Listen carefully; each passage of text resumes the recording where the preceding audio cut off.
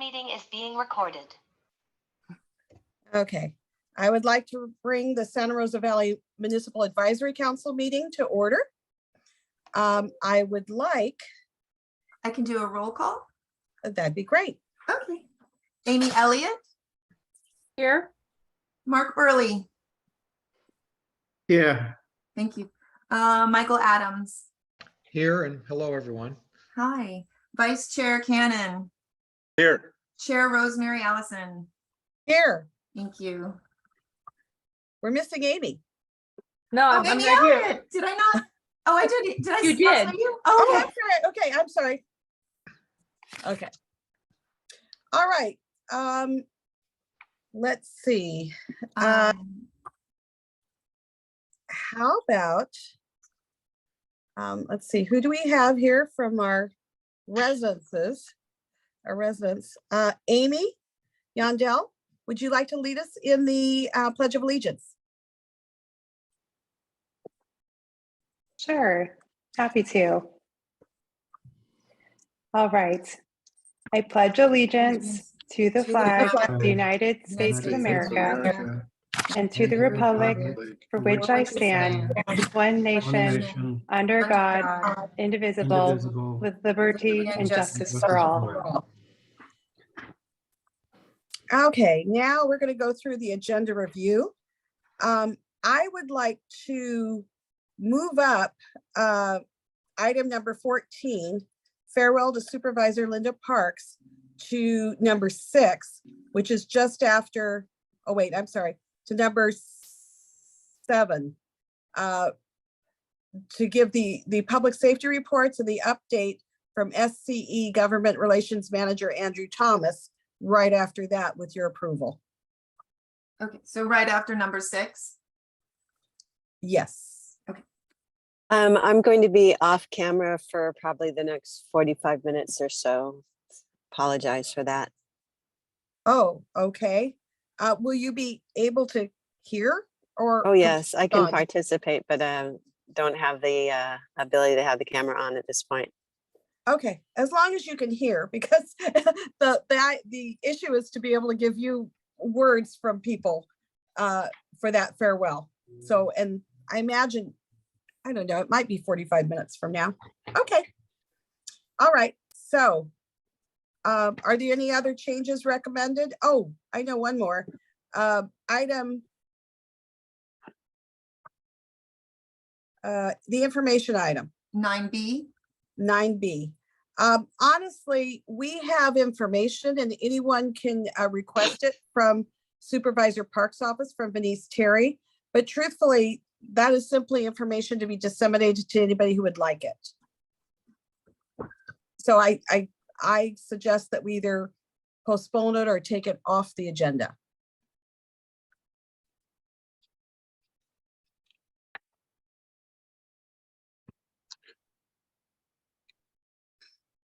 Uh-oh. Okay. Is that everything is dictated by California state law and federal law. There isn't any recommendations that the MAC can do to make any changes to the residential treatment centers. Rosemary, why don't we just leave it on there, and then in the minutes, Denise can put that link to the document that you sent. I think that's a good idea. Okay. So we'll leave it. Okay. Okay, I just, again, I don't think there's any discussion that we could do regarding it. Okay. All right, I approve that. So those are the only 2 adjustments that I can see. Are there any other adjustments other MAC members see? No. All right, So it's just moving item 14 up.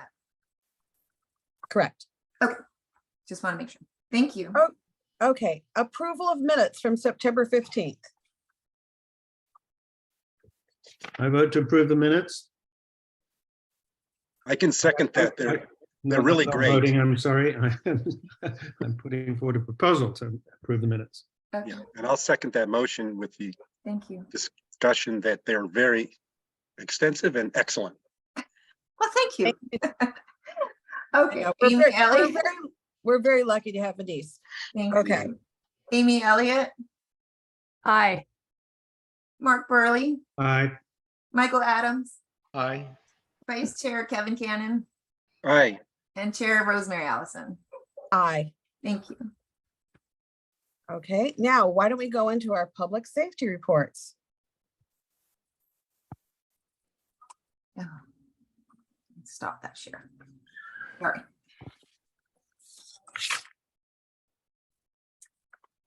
So I do have CHP Jake Ramos. I think I saw Ryan Ayers and Officer Greg De La Rosa as well. So who would like to go first? I'll go. Okay. I'm gonna keep it short today. There's not much that we've had going on out there. We've had 2 crashes throughout the Santa Rosa Valley. One in October on the 1st, Barranca Road. The second was on Santa Rosa, Las Posas, just the other day on the 15th, where a vehicle turned in front of another vehicle. It's still under investigation, so we're not sure exactly how it occurred. We'll know more a day or so. That's it for the traffic issues. We have been out there more regularly to just show the pain, as we say, in view patrol, and we think that it's been having a little bit better effect on things that have been happening out there. It's still not perfect or the way we would like to see it, but we're going to continue this, and hopefully we can get that all taken care of soon. And obviously in a minute, you can let me know if there's other issues that you've been seeing or if you agree with that. We welcome that. Obviously we had a taste of it last week with the rainy weather. It's just a good reminder to kind of check out our vehicles, make sure our tires are set, properly inflated, they're not going bald, and that we have our windshield wipers have been replaced and or cleaned. That'll make a big difference. We're doing a big recruitment push right now. The CHP 1000 is the website for that, or CHP Made for More, or the CHP website will also get you there for careers. It has all of the different portions of what we're doing and who we are hiring. Obviously, there's a big push for officers, but we have techs that we're looking for. We're also looking heavily into dispatchers right now. So if you know anyone that might fit that bill for dispatchers, be that first person on the phone with that person, being that calm voice in the storm, send them our way. We'd love to talk with them. And then lastly is our Chips for Kids event. We just kicked off our Chips for Kids event again.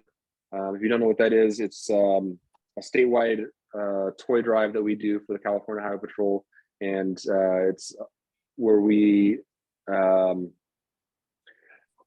bring in donations of new unwrapped toys to any of our CHP offices, many other satellite locations that will be able to accept donations on our behalf, and then we redistribute those toys back into the community to our underserved population. And I think it's just one of those great things that brightens someone's day when they need it most. So you have the ability to come into any of our offices. CHP Moore Park, CHP Ventura would be the 2 closest for you guys, and drop off toys to help that toy drive.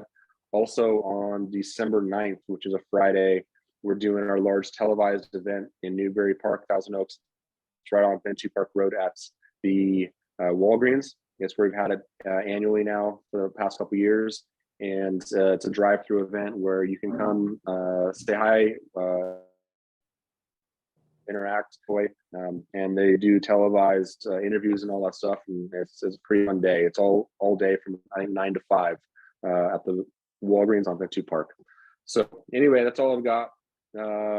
Anything you guys have for me that's you've been wanting to get off your chest? I do. Ryan, as I know, there were some accidents, and one was at the corner of Las Posas and Santa Rosa Road. 2 of them were at the corner of Las Posas and Santa Rosa Road. Unfortunately, after the accidents, there is a tremendous amount of debris. And the people who back to that property, their access for their horse feed is literally blocked from that debris that's still there. when you go to an accident site, and make the report, do you make a report to possibly Public Works if there's debris left at the incident location? Typically, that's all handled by the tow company. So what we do is we'll make sure that we collect as much of that as we can. But then that debris should be going with the different vehicles to the tow yards. If that doesn't happen, there's been kind of a lapse of what they should be doing. So I appreciate hearing about that. I can actually go back and figure out who that was and see why that happened. Who is that? The most recent one? Do you know if the debris is still there? The debris is still there. I got the text today from the homeowner saying that her feed delivery will not deliver because of that debris that's there. So if you can do anything or contact anyone, I would really appreciate it for those residents. Was she Yeah, able we'll to contact do Public Works. I was gonna say, were you able to do the report of concern? The link I sent you? Yeah, I got that, but I was really thinking that at the time of an accident is the time that that debris should be removed. And I don't know that it's really Public Works is, it should be on their plate. I mean, honestly, it should be the tow company or the insurance or something if there is an accident. I mean, that makes sense to me. Yeah, I agree with Rosemary it's- because on Barbara and Santa Rosa Road, we have accidents. There's, for some reason, it happens a lot, and the debris will be there for days and days. Yeah, I would like to see Okay. that at the time, if you could ask it, and if you could help with this situation, I would appreciate it. But at the time, if we can take special care to think of that issue, not just the accident, but the debris. So absolutely, and that's something that we try to do. That's something that we have contingencies for as well. Like I said, normally that is something that us as officers will go out there, we'll help collect the debris, and if we see it, we're going to throw it in the car somewhere so that it goes with that vehicle. The tow drivers are supposed to go out car, pick up all the debris, throw absorbent on any fluids, sweep all that up, and it should not stay on scene.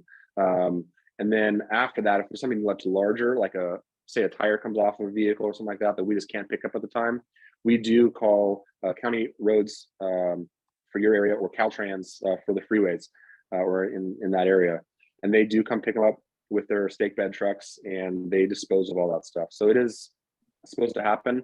I will call tomorrow and make sure that someone is out there to start going through that area and picking up that debris. It should be happening. Okay, thank you. Thank you Yep, very much. absolutely. I appreciate it. And by the Absolutely. way, happy Thanksgiving and happy holidays, since we won't talk to you before then, through the holidays, hopefully. Yes. Same to you. Thank you.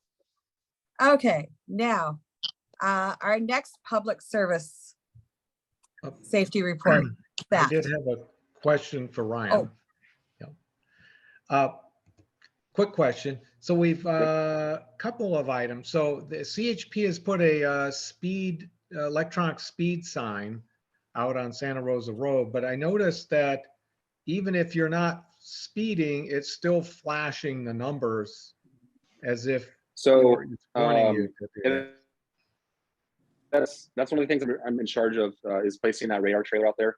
What we've set that to, just because of the area it's in, coming right off of Moore Park Road there, a pretty quick turn on to Santa Rosa and you're on that machine. So we wanted to get that a wide range. That starts flashing or telling you your speed at 35 miles an hour, and then it goes all the way up to 55 miles an hour. After 55 miles an hour, it's gonna flash at you 55.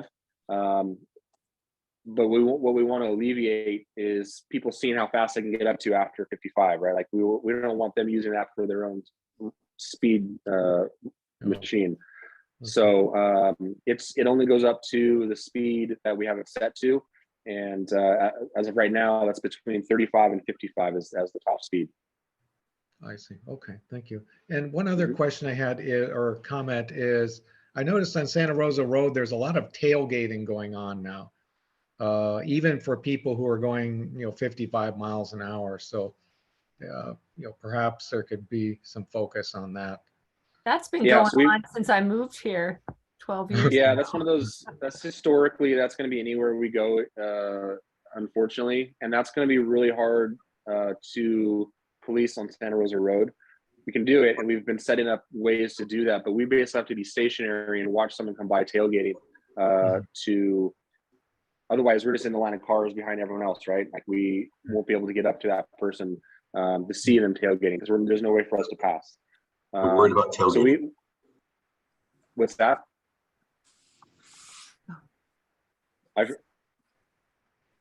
Yeah, anyway, we're working on that, and we're having more officers, like I said, go through that area more routinely, and hopefully just the presence will remind people to drive respectfully. Okay, great. Thank you. Okay, thank you so very much. Absolutely. Our next safety report is that Greg De La Rosa. Yes, I'm Greg De La Rosa. I replaced Dustin Hirsch. Oh, okay. Yeah, so Dustin's moved on to a different assignment, and I transferred from the bomb squad. So I'm now joining you for the MAC meetings and any of your concerns. I don't have a whole lot either. I can tell you that did Dustin go over any burglaries or thefts with you guys? Well, we'd like to get an update from you. I'm here at this meeting just for my last one. I can give you guys some updates. There you go. If you need. There you go. Okay. Yeah, okay. So just to kind of go over, I know that very briefly there was some concerns about a mail or package theft that had occurred a couple months ago that somebody just wanted an update on. I spoke with the deputy that was handling that, and the actual victim of the crime themselves, they were able to get a complete refund on the package that was stolen. So there wasn't any additional follow-up that happened after that. So they essentially deemed that to be a case that was closed, and there was no further follow-up investigation on that. Did anybody have any further questions on that matter? Perfect. All right. So obviously we've been experiencing a little bit of influx in burglaries in the Santa Rosa Valley. So I just wanted to follow up and touch on a couple of those. We have a little bit of a success story out of the Brittany Park one. The crew that was responsible for that burglary, our investigators locally here in Moore Park, were through various investigative measures were able to identify them and track their movements, and they were actually arrested during an in-progress burglary in the city of Thousand Oaks. So the same crew that was responsible for the Brittany Park one were apprehended in the progress of committing another burglary in Thousand Oaks, and our detectives were there, almost were able to catch them because of their investigative measures taken through the Brittany Park burglary. So that's in my opinion, a good success story, and hopefully bring some closure to that. And those type of burglary clues are indicative of what we're seeing in the Santa Rosa Valley, committing the burglaries. And we just want to continue to remind people that now with the time change, it's more little problematic for us as law enforcement, but that's what these crews are kind of looking forward to, is these peak seasons, if you will, if it gets darker earlier. So just have your due diligence as far as the security posture we talked about during our meeting at the Santa Rosa Community Center. I apologize, I don't know the exact name of it, but when we all met at the park, have your motion sensor lights on. If you have dogs, let them out, and make sure that your security system is tracking that second story window, because we all know that that's a vulnerable part of the residence that those people try to exploit. And if you have alarm calls that go out in your neighborhoods, allow us to go out there and complete the welfare check of your residents. Don't just assume like, hey, it's windy outside, or, oh, I think it was something else. You guys are never bothering us, so we have no problem ever driving out there and just doing a verification check of your residence that is secured, because we have had incidents where somebody thought it may have been a false alarm, but it actually turns out that it was a burglary that occurred. So you guys are never bothering us. Just again, whenever you see something or a minor alarm in your opinion, have us come out. We'll still make sure we do a good check of your guys' residence and make sure that nothing is occurring. I have to say, I'm sorry. I'm sorry, go ahead. I was thinking of you because I don't know if anybody saw it, but the gentleman that got robbed in Thousand Oaks was exactly what you described at the Santa Rosa Clubhouse meeting. Boosted up, second floor, exact thing. So yeah, so it's, I mean, I mean, not luckily, but there has been a significant amount of these incidents, and they're pretty indicative of these burglary crews. So we have developed some understanding or cognizance of their tactics and kind of procedures that they use on their end. So hopefully we can use that information and help you guys have a better security posture to deter them from getting away with some of these events. Dustin, first of all, I want to thank you again for My helping pleasure. us make such a great meeting at the clubhouse. It was just a great thing. And Greg, he did such a great job, and I'd like to have another one in at least 2 or 3 months. I think that the residents really appreciated it, and I think it's something that's really good for the community. But going back to this issue where these guys were just caught, I have 2 questions regarding that. Number one, were the items recovered that were stolen from the homeowners in Santa Rosa Valley? That I don't know.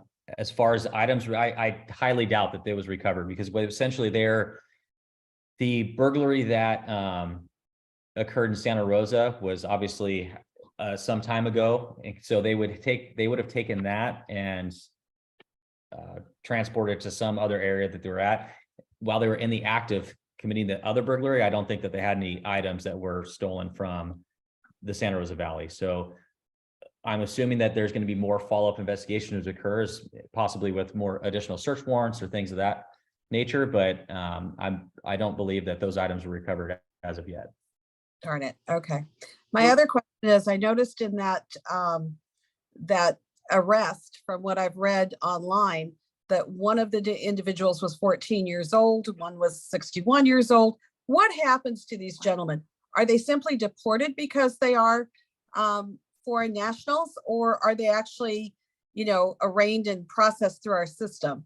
And again, I know that one's 14. I'm curious what happens with that. Yeah, so obviously the judicial system right now is a pretty convoluted area with a lot of the different propositions and assembly bills that have kind of come into our realization specifically in California. So as far as what happens now with the judicial process, as far as we have made an arrest on these individuals, and we will turn the case over to the district attorney's office for consideration as far as the prosecution for their case. So a lot of what happens after this point forward is really on the hands of the district attorney's office, and to the extent that they prosecute that case.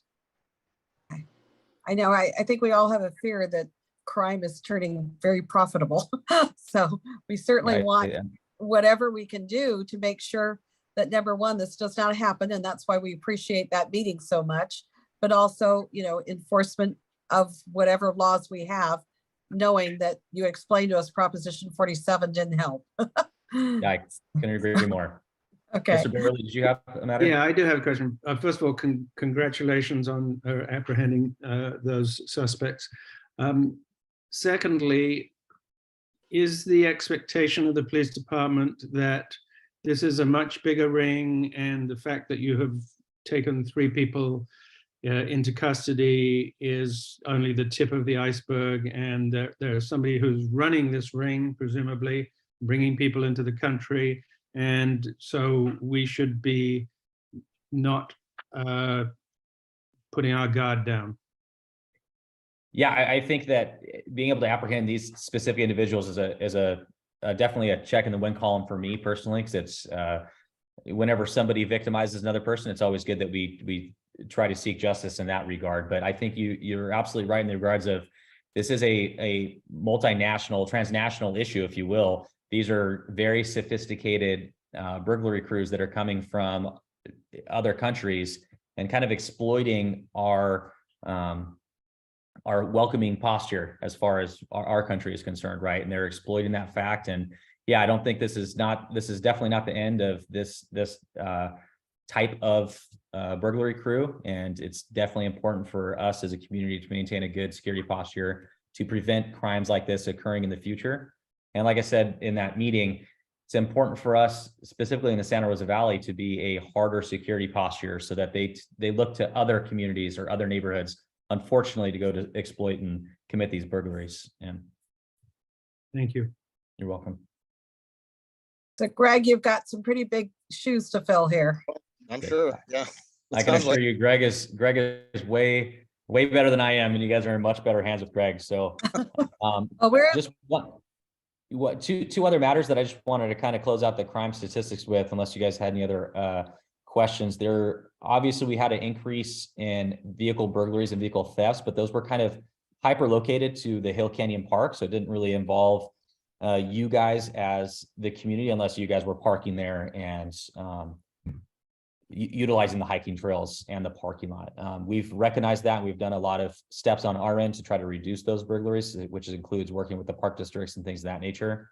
But one thing that kind of plagues a lot of communities is mail thefts or thefts from mailboxes and things of that nature. And kind of to expand off the original topic of the package theft, back in August 25th specifically, our sheriff's gang unit, in conjunction with the Moore Park Special Enforcement Detail, which is locally here at the Moore Park Station, we're conducting probation and parole searches in the cities of Moore Park and Simi Valley, and contacted 2 subjects that were on probation.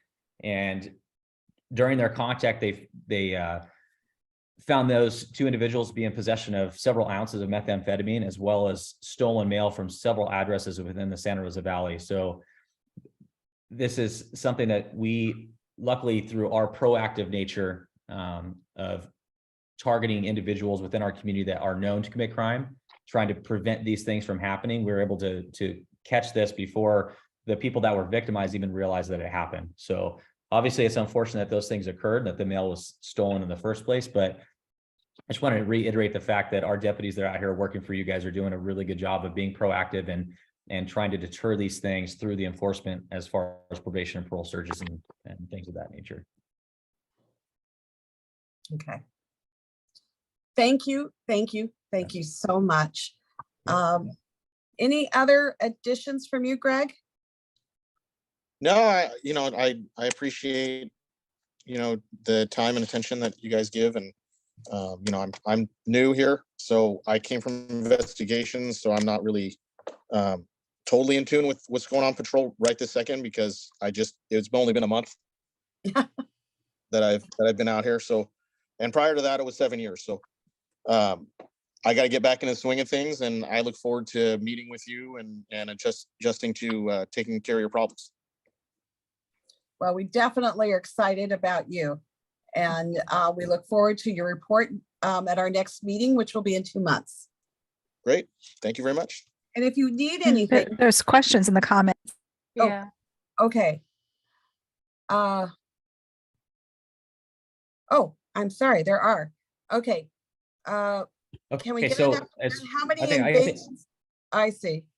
One of the questions is, Dustin, while you're still on, thank you Yes. for everything. Can we get an update on how many home invasions there were this year? And is that on the uprise? So we haven't had any home invasion robberies within the Santa Rosa Valley. It's a little bit of a commonality to refer to burglaries as the home invasion robberies, but they are referred to as burglaries. Like I said, we had the 3 most recent that occurred, and I believe 3 earlier on in the year. So if we're looking from just kind of the macro view of things, we do have a fairly low number of these incidents occurring in comparison to other communities. So I wouldn't necessarily say that they're on the rise, but they are something that's definitely happening in more frequency due to the things that we have already discussed in the meeting and at the park. I think the difference is they're talking about home invasions with people home versus robberies or burglaries when people are not home. Yeah, Either all one. of the incidents that we see have been unoccupied dwellings. Kind of like we talked about the park. These Right. individuals that are committing these burglaries are looking for individuals or targets as far as their the structures where they're unoccupied, to where they're not going to have to deal with people that are home, because it rises their probability of being caught by law enforcement. So they specifically target areas that are not occupied. Okay, and also from Sharon Wood, at the meeting at the clubhouse, I believe Officer Dustin mentioned increasing our lighting around our homes was a deterrent to a burglar gaining entrance. She would like you to confirm that.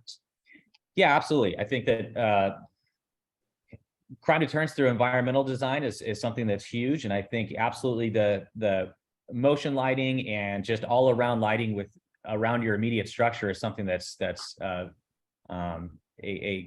good thing to have. So it's something when people look at your residence, they don't see a house that's dark and easy for them to maneuver and navigate around without being caught. So if they have the perception that the homeowner is aware of what's going on around their house and it's well lit, and even somebody that's passing by and walking their dog would be able to see them because of how well lit your home is, specifically the surrounding area, I think that's going to be beneficial to deter people from choosing your house to victimize. Okay, and then from Dr. Robert Wood, since there is a major problem in actual control of these burglaries, it seems that our only recourse is to take things into our own hands. I don't know if he meant like security shutters and lighting. Yeah. Yeah. Mr. Wood has or Dr. Wood has a great point.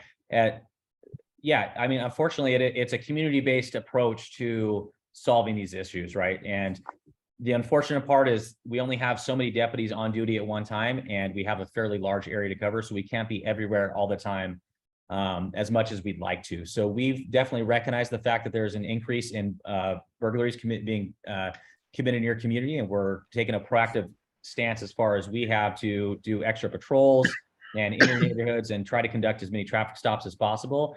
But that's in conjunction with your guys' efforts as far as having a good security posture on your guys' residence, such as security cameras, exterior lighting, and things of that nature. Okay, and for Mark Roddy, and this I'm not quite sure what he's talking about, security film on your windows and doors. So I'm assuming there's some companies will give security film. I take this two different ways. There's an actual film that can go on your windows to where it's not transparent. It'll not allow somebody to view inside of your home, but you will be able to see outside of your home. So it's obviously a cosmetic ability to kind of deter people from looking inside your windows. And then if you want to take film as far as the other sense of the word as security cameras and of that nature, showing your windows and your doors, it's really good for us if we see somebody entering your residence to have to quickly ascertain surveillance footage of those individuals so we can get good descriptors and direction of travel and things of that nature. I know somebody, and this was a few years ago when we had some burglaries, someone had sent around an ad for a company that actually put like a glass with a metal mesh so people couldn't break those windows. And I don't, Mark, you're actually online. Can you unmute yourself and just explain what kind of film you were talking about? Yes, thank you, Rosemary. The film is transparent. You can't tell it's there, but it's on the inside of the window or the door. And when somebody tries to break it, it is an impenetrable barrier, so they can't reach through and open the door, etc. And I had a glass door that was shattered by a rock, not by a burglar, and everything stayed on the outside. The film kept all the glass outside, and there was no way it came inside. So it's an extra measure to keep people out of the house. That sounds like a wonderful product. Could you send to Venice Terry the information on that so anybody who wants to know about it can at least? I will certainly do that. Yes. Thank you so much. I do appreciate that. Okay. Do we have I'm sorry, Jake Ramos from CHP as well. Okay, great. Jake, where are you? Let's. Good evening. Sergeant Jake Ramos, CHP Conejo Truck Scales. We our construction project on the southbound scale is still ongoing. We anticipate that completing in the next 1 to 2 months. And as soon as that is complete, we'll begin construction on the northbound side. And that's supposed to take about 6 months. So the northbound scale will then be closed for the duration of that project. But more importantly, I wanted to poll the audience to see how what kind of truck traffic or truck problems there were in Santa Rosa Valley, and specifically locations, because I'm looking to deploy some of my officers out to do some strike force activity out there. So A, if it's going on, and B, what are some locations that it's occurring? I think Amy Elliott may be one of the best ones to answer this question. Okay. Probably the best person to answer that question is Jen Bell Price. I know she's on the call. She's raised her hand. Yeah. Okay, all right. So why don't, But I have to ask this question. What is strike force? It sounds very Ooh. exciting. It's sort of a commercial vehicle lingo. It's essentially it's nothing more than sending out some of our personnel to monitor and also to inspect any big rigs that are or commercial vehicles that are traveling through. It's kind of, I'll just speak from my own, it's kind of hard to pinpoint exactly where it is, because exactly where it is Santa Rosa Road, right? Because it's they're right there, they're going up or they're going down. Yeah. So and but they're there, and by the time you make a call, it's hard for you guys because they're gone. Yeah. So Yeah. we'll just saturate Santa Rosa Road and see what we can find. You can park in front of my house. Oh, okay. Whoa, what's that address? We'll take it. 11038. I can say, you don't I'm have to say serious. it. Park You in don't have to front say of it. my house. Or just a nearest cross street. Barbara Drive and Santa Rosa Road. Barbara. Okay. And Jen gets a lot of, because we're neighbors, because of the way the street goes in front of Jen's house, she'll get trucks parking there, she'll get cars. It's like a parking lot in front of her house. Oh no. Okay. Okay. perfect. I think Jen is probably the perfect person for you to have as a liaison to discuss the issue with. Okay. Unfortunately. I can connect you two. I'll be happy to do that. Oh, Okay. beautiful. Yes, absolutely. Well, I'm sorry. I didn't get your name. Jake Ramos. Jake Ramos. Yeah. Your name? Sir. Yeah. Okay. Jake. So nice to meet you. Very nice to meet you. Yes, there are a lot of semi tractor trailer, 18-wheeler type, traversing this road. And I did just 3 days ago saw Amazon Prime and their semi truck, not the little vans or the, half tons or 5-ton trucks. I'm talking semi trucks and various, you name it, it's out there. Yeah. Every day. Every day, both directions, east, west, west, east. Okay. And I can't, it's egregious. Got it. Thank So you. I think if you want to, Denise, if you want to give me, we can share emails.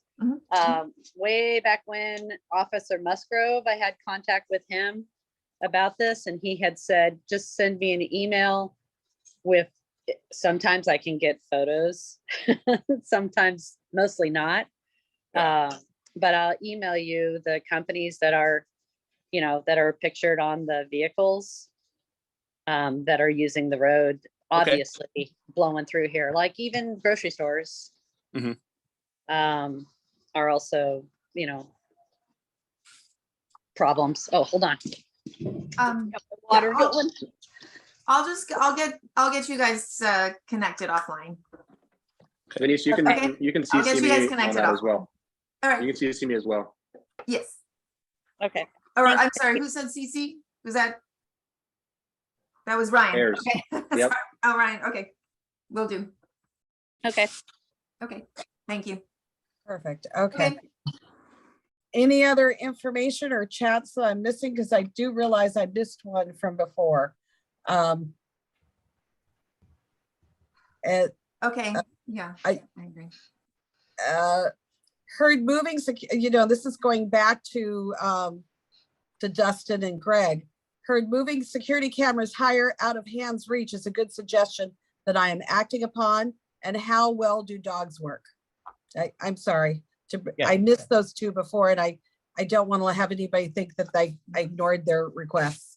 So I definitely think that moving security cameras higher and out of hands reach is a good approach, so long as it doesn't compromise the ability to clearly see who's on the camera. So I definitely want them out of hands reach, so a crook can't go and just swat them out of view.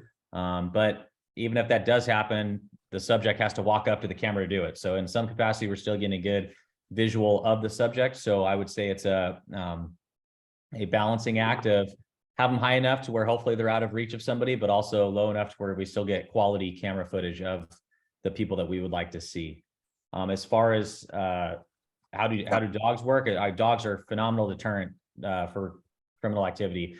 Even if they're not a big guard dog, they alert everybody that something is in your backyard. So bigger guard dogs work greater because the bad guys don't want to get eaten. So even if your dog's really nice, if it gives the perception that there's a dog barking in the backyard, I don't think that they're going to roll the dice as much as the neighbor that has no dog barking in the backyard.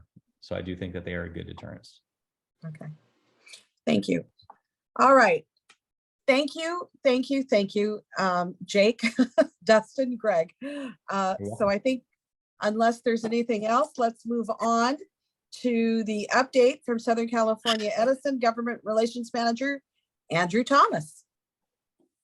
Well, good afternoon, and thank you for the opportunity. To Council Chair Allison and to Vice Chair Cannon, thank you so much. To the rest of the council and to Ms. Venice, thank you so much for being helpful to a new guy in the playing field. I come as the replacement to a longtime person with Edison, Rudy Gonzalez, who I'm sure many of you know. He is still with us. I affectionately call him boss. And definitely he is, sends on his regards and make sure I reach out and make sure to keep you guys updated. I do have some updates in my introduction, but I did want to share something. So I am going to try to go to a screen share if that's acceptable. And I don't know if you can see the intro and circuit update, or do you see anything shared on the screen currently? Not yet. Okay. Go to screen share at the bottom. Yeah. Let me try going here. And let's see if we can.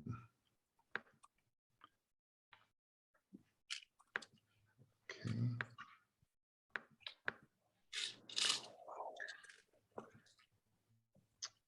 And let's see. It says I'm sharing. And how about now? Yes. Okay. Okay, so now I'm going to try to down-regulate my blood pressure because with any presentation, just getting slides up is an adventure. Again, thank you for this opportunity. I hope not to overstay my welcome, but understand that we're entering into a relationship to work with the Santa Rosa Valley area and making sure you're getting reliable service that's first and foremost safe. I want to give a little bit of an update and share some other information that's helpful. And I will try to do that to give a quick update and not overstay my welcome, but thank you again. I'll start off again by just sharing some basic information. I don't want to panic anybody when they look at the first slide and says, who are we? He's going to go into this whole thing. No, this is just a little bit of a quick background to just set up something I think is important. With Edison, the 130 years of service and the area that we cover, that idea of the 50,000 square miles we service, the 4,600 circuits, the poles and transmissions are important to this. I mean, you guys you don't live in 50,000 square miles of this area. You live in a smaller area. But that area that we do cover is informative of how we can come and make things better in the Santa Rosa Valley. And we are doing that. So this experience that we have in working with a very large geographic area, we're bringing to bear to support the areas in which you guys live and work. When I was asked to come out, and I thank you for that invitation, the one circuit that came up in particular was the zone. I know that there are other circuits that do impact the area, but I did want to give attention to that. But again, as we're not having an exhaustive conversation and I'm not going anywhere, at least I think Rudy said I'm not going anywhere soon, I can definitely come back with updates and information, hopefully that's valuable. And I will be very open to feedback as to what works and what other things you may need to hear as our relationship continues.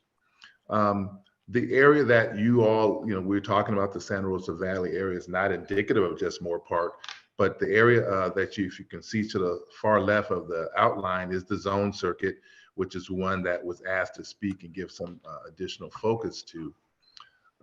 This area is a closer snapshot of the zone circuit, and it does come from a reporting system that is open to the public, and I'll share that with those on the call, so you can go and look specifically at what's happening in a particular area. This focus on the zone, which again may be a little hieroglyphic to some, does speak to the efforts that we're making. That planned work is being accomplished, replacing 23.7 miles of overhead wire with new cover conductor. We know from all reports that when you cover existing exposed wire with cover conductor, it is a significant reduction in the amount of arcing and sparking that can happen through either just wires coming together. We've had a recent windstorm that we are very happy to have weathered fairly well, at least according to our vision. Maybe yours is a little different, but we weathered that fairly well. But those winds that can cause those wires to hit together can cause a spark. So cover conductor can reduce that incident, which is very significant. We're also using other tools, implementing operational protocols to raise PSPS wind speed thresholds near our substations. And basically that speaks to the last couple of days. I don't know the exact numbers, but say, for example, wind speeds of 25 miles an hour, when cover conductors are given and done to a certain area, with the threshold that raises PS thresholds can go up much higher. It can go up to 35, 40, 50, 60 miles an hour, which means in higher wind conditions, you can still keep power on instead of shutting the power down. I think we all know, as much as we don't like them, and hopefully we do know, that PSPS is not an arbitrary decision. It's a tactical effort to make sure that our cities are safe. And so we definitely are very aware of that importance, but also aware that power staying on is very significant to all our areas. Implementing switching protocols to transfer load to less affected circuits. Very intelligent folks on the call, I'm sure. I guess I may be saying it more for me being new. I come most recently from Pepperdine, actually, from the Graziadillo School, doing corporate outreach.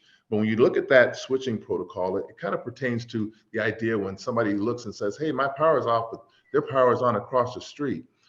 When you have the ability to segment circuits, instead of having to shut down entire circuits, you can start doing segments. Now, it doesn't make you happy when your power is off, but it is better to have, be able to isolate areas that are of major concern instead of having to shut down an entire circuit. So those switches and protocols are definitely additional help. And then also installing additional weather stations, which, I'm aging myself. Wild World of Sports used to come on years ago, and Jack Nicklaus and Arnold Palmer would hit the ball, and they would say, there it goes. It would land, and they would hit it in the cup, and you basically got an understanding what they did. You watch golf now, and they hit the ball. There's a line that shows you how high it went, how fast it went. When it lands, they show you the green and which way the green is going. The technology is so different that the game of golf, as you watch it, is extremely different. And if you can watch golf in a different capacity, we feel we should be using that technology to keep our city safe. And we're doing that with weather stations and other things that allow us to see areas a little bit more intensely instead of the foot coverage that used to have to be done in the past. So with those immediate areas that were done in and around the weather station, there's been a 45% reduction in customer outage time, assuming that the same conditions in 2020, which we're measuring, are existing now. And obviously 2020 had some very high wind speeds. The PSPS accelerated work is completed and additional grid hardening will take place. That phrase, accelerated additional hardening and accelerated work, has to do with the idea of a portal that is available to the public. And at the bottom, you'll see scE.com/wildfire/PSPS/enhancement-circuit-list. And I can circulate that and get it available to other areas. And what that allows, the cities and even residents to do is to go on and see the type of work that's indicative and actually reflected. If you go in to this circuit, it'll go by county, Ventura County, LA County, and then it'll go by circuit. And what you'll arrive at when you get to that is this map. which shows you what's been done in a particular area that has been excessively affected by PSPS, and that allows that to reduce it. So bring it into today. That work is reflected in this portal, and the efforts that was made to cover those conductors hopefully mitigated the last couple of days' winds. So that's the way to kind of keep up with what we're doing and what's being targeted for the city. Now, one effort that is ongoing, and it's in kind of the, it's in the process, it's with the county and we're working with them, is some undergrounding efforts. And I just got this map this afternoon. The red line is an area that the county has targeted for some undergrounding efforts, an area that runs from the base corner of Moore Park Road to Santa Rosa Road and running out toward, I think that's Andalusia, and terminating at right now at the school. There's been these discussions to try to get it to go beyond the school and out the other side, but this area, as the CPUC designates, is a high fire risk area. And so it's definitely somewhere that they're using some funding efforts through some Rule 20 and some other things that are legislative to bring those hardening benefits to the area. I can give some updates as they continue to go on, but we're waiting kind of for the county to give some other feedback, and we're working with the county diligently to bring this to. So it's a possibility, right? Excuse me? It is a possibility? It's in the works. So it's more working toward an end than pie in the sky, and we're dreaming of it. So yes, it is in the works. Thank you. So well, I know that you're in the process near Andalusia. When do you expect that one to be completed? I don't have a date on this. I would actually even say that the starting of this project would probably be sometime in the spring of 2023. But it is definitely in discussions. It is in people's hands. It's getting approvals, and the county is, we're waiting for the county to kind of sign off and finish off some other thoughts so that we can continue to bring this forward. Mind you, as this being done, the other slide that I showed you shows that we are still efforts to do cover conductor. There's other work of pole replacements and other things with all the cities that I cover, wonderful as they are. Some things were installed 30, 40 years ago. And you know, the lifespan of a pole or something else needs to be reviewed. And some of those review techniques that go back to technology and involve using drones and other things to come back and inspect and say, okay, that pole is fine, or that pole needs to be inspected. But with the ability and availability of drones, we could do that a lot faster than the footwork that has done in the past. We try to be as conscious as possible. We do announcements to the areas that are going to be impacted. We do door knockers and make people aware, because obviously people might think that that's, you know, it's an intrusive effort, but we're not looking for Hoffa or the Holy Grail or anything like that. We're basically just looking to make sure that the poles that are bringing service are not going to be a pole that can bring detriment. So we're constantly reviewing that. Well, Andrew, we certainly do appreciate that, since we did have a fire in Santa Rosa Valley a few years ago that was caused from an above ground line. And it was when a bird had got on it and got electrocuted and went down, and fortunately caused a fire. These maps are great. I'm wondering if you could provide these to us so that they could be posted on our supervisor's website so that the public will be able to access them. Well, I will say definitively, and I know this map is not as decorative and as graphic as the other, but this is a public facing portal.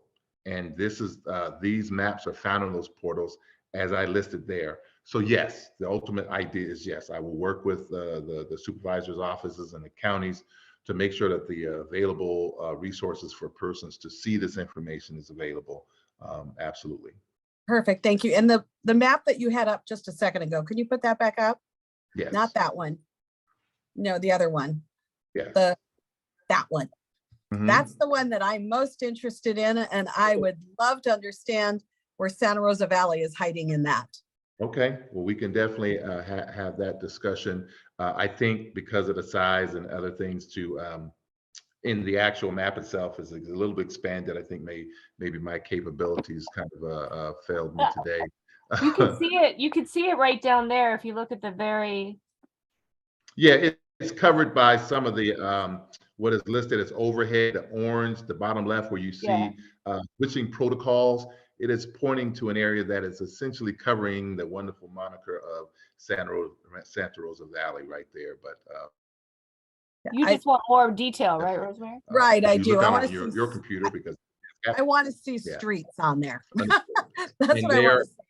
And there are tools to be able to do that. I'm kind of stuck in this idea of having a Baptist amount of information and a Catholic amount of time, but there are ways, there are a lot of different resources that obviously I want to bring to bear so that the county and cities can be able to look at different resources. And one of the things we do is something for counties and cities called Public Safety Portal Office Hours. Now, it's a tool available to the cities. And then we have office hours. So you can join on these biweekly calls to say, hey, I'm in this tool, but I don't exactly know how to use it best for planning and different things. And on there are things like by zone and by area, the number of medical persons who have reported themselves as medical baseline patients or people who need additional support. Now, what would that be available? What would that be beneficial toward? If you're planning ideas of where to put a community resource a center in case of a emergency, then maybe you would say, maybe I should put it in an area that has a higher concentration of medical baseline patients versus putting it at the other end of town. Where to deploy our community resource vehicles. So as they come out with water and charging stations and things like that, maybe you want to put it in strategically, and those are things that we can work with the cities and the counties on how to do that. But yeah, there are a lot of resources, and definitely will be available to make those available to you. And That's wonderful. most of them are pretty much available to residents as well. Well, I do want you to be aware that our triage center in case of emergency is Santa Rosa School. So I'm praying that things are, I'd like you to keep that in mind as you do things in Santa Rosa Valley. But but first of all, secondly, I want to thank you for the job that you've been doing with the inspections of the wires. It's great to have that, the drones and the helicopters doing their job to check out the systems and the wires. But thirdly, especially since Thanksgiving is next week, and I know part of this would be a prayer to the heavens, but we really and truly don't want to go through another Thanksgiving where we lose electricity for the preparation of our family meals. So whatever Southern California Edison could do to help us, we would appreciate. There are discussions tonight. There's some in the morning that are going just toward that. I joined Edison this year in February, but the echoes of Thanksgiving last year still continue to reverberate. So I do understand that. And if you look at me, you can tell I haven't missed too many Thanksgiving dinners. So I do know the importance of that, of just enjoying and being in your home. So it's a very serious matter that we're working on. With Edison is a funny thing. When Edison is doing things well, it's innocuous. Your power comes on and you just move on. You only pretty much notice it when the switch doesn't come on. But when the power does come on, we're still working behind the scenes to try to make everything more reliable and sustainable. So definitely appreciate that. But I will conclude and /maybe open it up if any other comments with the last couple of slides. One other portal that's valuable is SEE.com/capital improvements. And what you're seeing here is a depiction of that, of which you would put in your city or state or wherever you want to zone in on. And what that would do is bring you into an area, and I put Santa Rosa Valley there. It allows counties and cities to see the work that's being planned, replacing a pole, transmission work. And this is not an interactive site, but or it is an interactive site, but this presentation is not. When you hover over one of those, it'll tell you what's going to be done. This might say transmission work. The other one may see pole replacement. It'll tell you the pole number and a lot of different data. It doesn't give you the date and the day when it's going to be done, but it just shows you that this is the scope and the things that we're working on to improve the reliability in the city. SEE.com/capital improvements. And then I can also make this available to you because it may be a little small to see here. The thing I also want to do is make information available. And on this slide is a lot of information. So for example, some people call in and say, hey, I didn't get a notification about this thing coming up. Well, at se.com/PSPS alerts, it is definitely allows you to sign up, whether you want a text message or you want to email, whatever form you want to get alerts about things that are happening. There's information on wildfire cameras, so you can see what we see as far as the area. A lot of times people see trees, but don't understand what's on the ground. The brush is the mitigating factor for a lot of fires, and we're very grateful for the rains that just came to give those some moisture. Vegetation management is very important to your city. Your vegetation canopy is what part of what makes your city your city. We work with our counties and cities on vegetation management. We are not arbitrary. We are regulated by the CPUC to have certain standards to make sure we're pruning in a certain way, to make sure we're not infringing on nesting birds that are local to our habitats. And so, but if there are the issue of just a tree growing up in your area, you can kind of make that call and we can take a look and evaluate the efforts that need to be done. And then finally, as I mentioned before, SCE in the middle where it says customer programs, SCE.com/medical baseline is where persons who have medical challenges can gain support, whether there are certain measures for bill reduction based on your status and income, backup generator support based on your qualifications, and a lot of other support information that's there. And along with the fire and police colleagues mentioned things about resources and how you can prepare for PSPS events. And one of the things we've done annually is our county meetings, which are actually recorded. I had Patrick Maynard on from Ventura County when we did it in May to talk about fire safety. And it goes everything from what we're talking about to people who are on who can tell you what to do with your horses or other animals in case of a fire. So it's a great resource. And when we do those again, I'll be reaching out to make sure we use this vehicle to announce those so that the community can be on. And then my final slide is just a personal pitch, basically. We have, as I discovered, something called Edison Scholars. They are scholarships for high school students. So whether you have kids or grandkids or loved ones, is an opportunity. The criteria is basically they have to be a graduating high school senior and show financial need. They have a 3.0 GPA. They live in the Southern California service area, and they plan to attend a 4-year university pursuing STEM, technology, engineering, and other areas. I understand that we really haven't had a winner out of our area in a while, and I have to believe that there are a lot of qualified persons in the surrounding areas. So I would just ask and send this out in other forms to, disseminate this, edisonscholars.com, to anybody who you think you know or may know that could use this. I will tell you this stat, and I know there's mathematicians on board. We gave out 30 of these scholarships last year of the amount of $40,000. Now it's gone up to 50. But there were only 450 applicants last year. So I wish it was around when I was there, because I definitely would have put in for that and had a higher opportunity to win that. But with that, I'll close with this as an opportunity to share. These funds are not taken from ratepayers; they're taken from shareholders. So it's definitely coming from a place of giving back. And I definitely hope we can report Santa Rosa Valley resident winner in the next coming year. So with that, I'll stop sharing and thank you for your time and indulging me, and we'll be in contact and following up on some of the things that you have requested. Thank you so much to Council Chair and to the rest of the council. Thank you. We really appreciate you, and we look forward to having a great relationship with you and Southern California Edison. Well, thank you so much. Michael. So I went to the portal that you recommended for circuits selected for expedited PSPS enhancements, and entered our zip code for our area, and it doesn't show Santa Rosa Valley as a city. And when I enter my address, it says the address you entered does not match the city you specified. It only shows Camarillo. So I'm wondering where to go with that.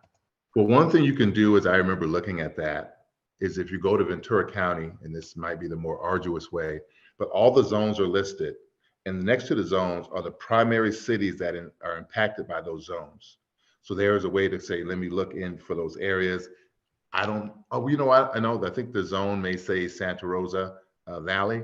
I don't know other, if Morgenstein will say that or some of the other circuits, but that is a way to look and see which ones are there. Do understand that if you don't see a zone that's related to an area that you may live in, it's because those are the ones that have been impacted multiple times between the time of 2019 and 2020.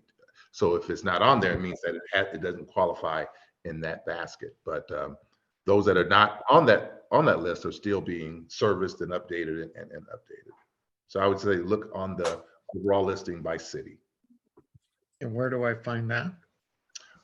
If you did get there and you see the counties listed, Inyo County, LA County, Ventura County, when you click Ventura County, all the circuits will come up, and next to the circuit names will be cities that are most impacted. It may say Camarillo, it may say Thousand Oaks. So that is a way to find if your cities that is closest to you would be impacted by that circuit. So if Santa Rosa Valley is not listed in there, you might want to put Moore Park or what have you.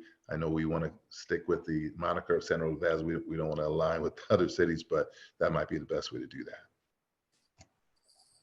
Yeah, I'm not, still not seeing that. Is there somebody that I can Ventura speak to in County your also has, organization?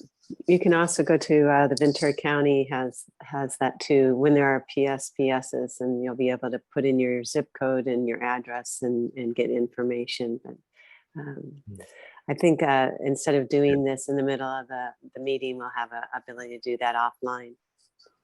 Okay. And respectfully, also thank you for that. There, not to stay in play, but there are a lot of resources to be able to find areas that are germane to your specific area. So that is one. But if you go back up higher in the portal, there's other ways to access the circuits, and they're pretty fairly user-friendly. But I can definitely circle back with the county and share that information. Well, we would appreciate being able to find us by Santa Rosa Valley. So thank you. Okay. All right, so let's go on to our next item, if we can. All right, our next item is, you know, we have been blessed for over 20 years in Santa Rosa Valley to have Supervisor Linda Parks. I can tell you the story. There's kind of the three musketeers, I call ourselves, which is Mark Burley, Ruth Means, and myself. And over the years, and I'm talking about like the 1990s and the late 80s, where we would meet with supervisors. And the first one was Judy Michaels, that I can recollect easily, who was a very nice lady that we met with. And we went over some of the concerns of Santa Rosa Valley. And she told us how she understood. And one of the things we were concerned about was the moving of Moore Park Road from the Sunset Lane area to Moore Park Road, and how it was going to impact our valley with traffic. And she said, I completely agree with you. And then Mark, Ruth, and I went to a meeting and watched her vote for the moving of that road. So, you know, she listened to us, but obviously she never acted on anything we asked. The second supervisor, who's a very nice man, Frank Schillo. He was just a very, very sweet man who spent a lot of time with us talking about what things we want for Santa Rosa Valley. We gave him our list of goals and dreams, and he listened to all that, and nothing ever turned into fruition. Luckily for us, Linda Parks then stepped onto the arena to be elected, and we met with her. We told her our concerns. Later, adding to that three musketeers was Kevin Cannon, when there was a sad fatality. And we went to Supervisor Parks, and we found that one of our biggest problems is that we did not have a voice with the Board of Supervisors. Linda Parks was the first supervisor who took our concerns and made our dreams a reality in providing for us a forum, which is the Santa Rosa Municipal Advisory Council. And I can't tell you the amount of the amount of appreciation Santa Rosa Valley has for everything that you've done for us. And our only sad thing is that your terms are coming to an end. But I actually have a host of people who would like to say a few things to you about some of the goals that, thanks to you, became accomplishments. And I'd like to start with Mark Burley.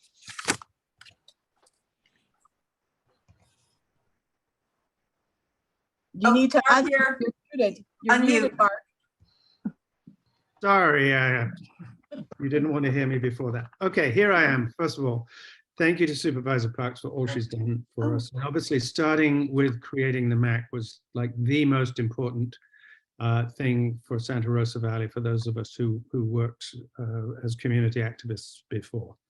So one of the things everybody's going to give a few items that have changed as a result of the MAC and Supervisor Parks's support, but I'm going to start with a few. The first one was, and this was something we brought up with a previous supervisor, was that we happened to discover that Santa Rosa Road was designated as a 4-lane road in the general plan of Ventura County, which obviously was a concern to us that we would suddenly start having a freeway coming through the valley. We already had enough problems with it.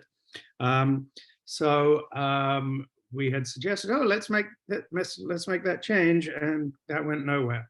Under Supervisor Parks, we were able to get a general plan amendment, which now has changed Santa Rosa Road to 2 lanes in the general plan, which obviously is a huge relief for those of us who live in Santa Rosa Valley. The other thing that was also a big deal for us was that we have an excellent trail system in the valley that sort of somewhat was created and somewhat not created.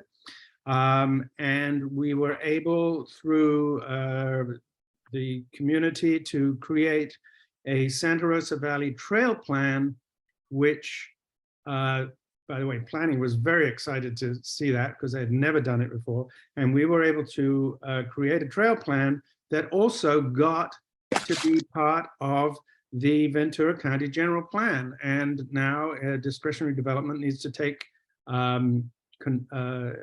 notice of that, and any other development also seems to certainly take notice of it, as we found with the Wildwood Preserve, which is a development that is planned on the south side of Santa Rosa Road.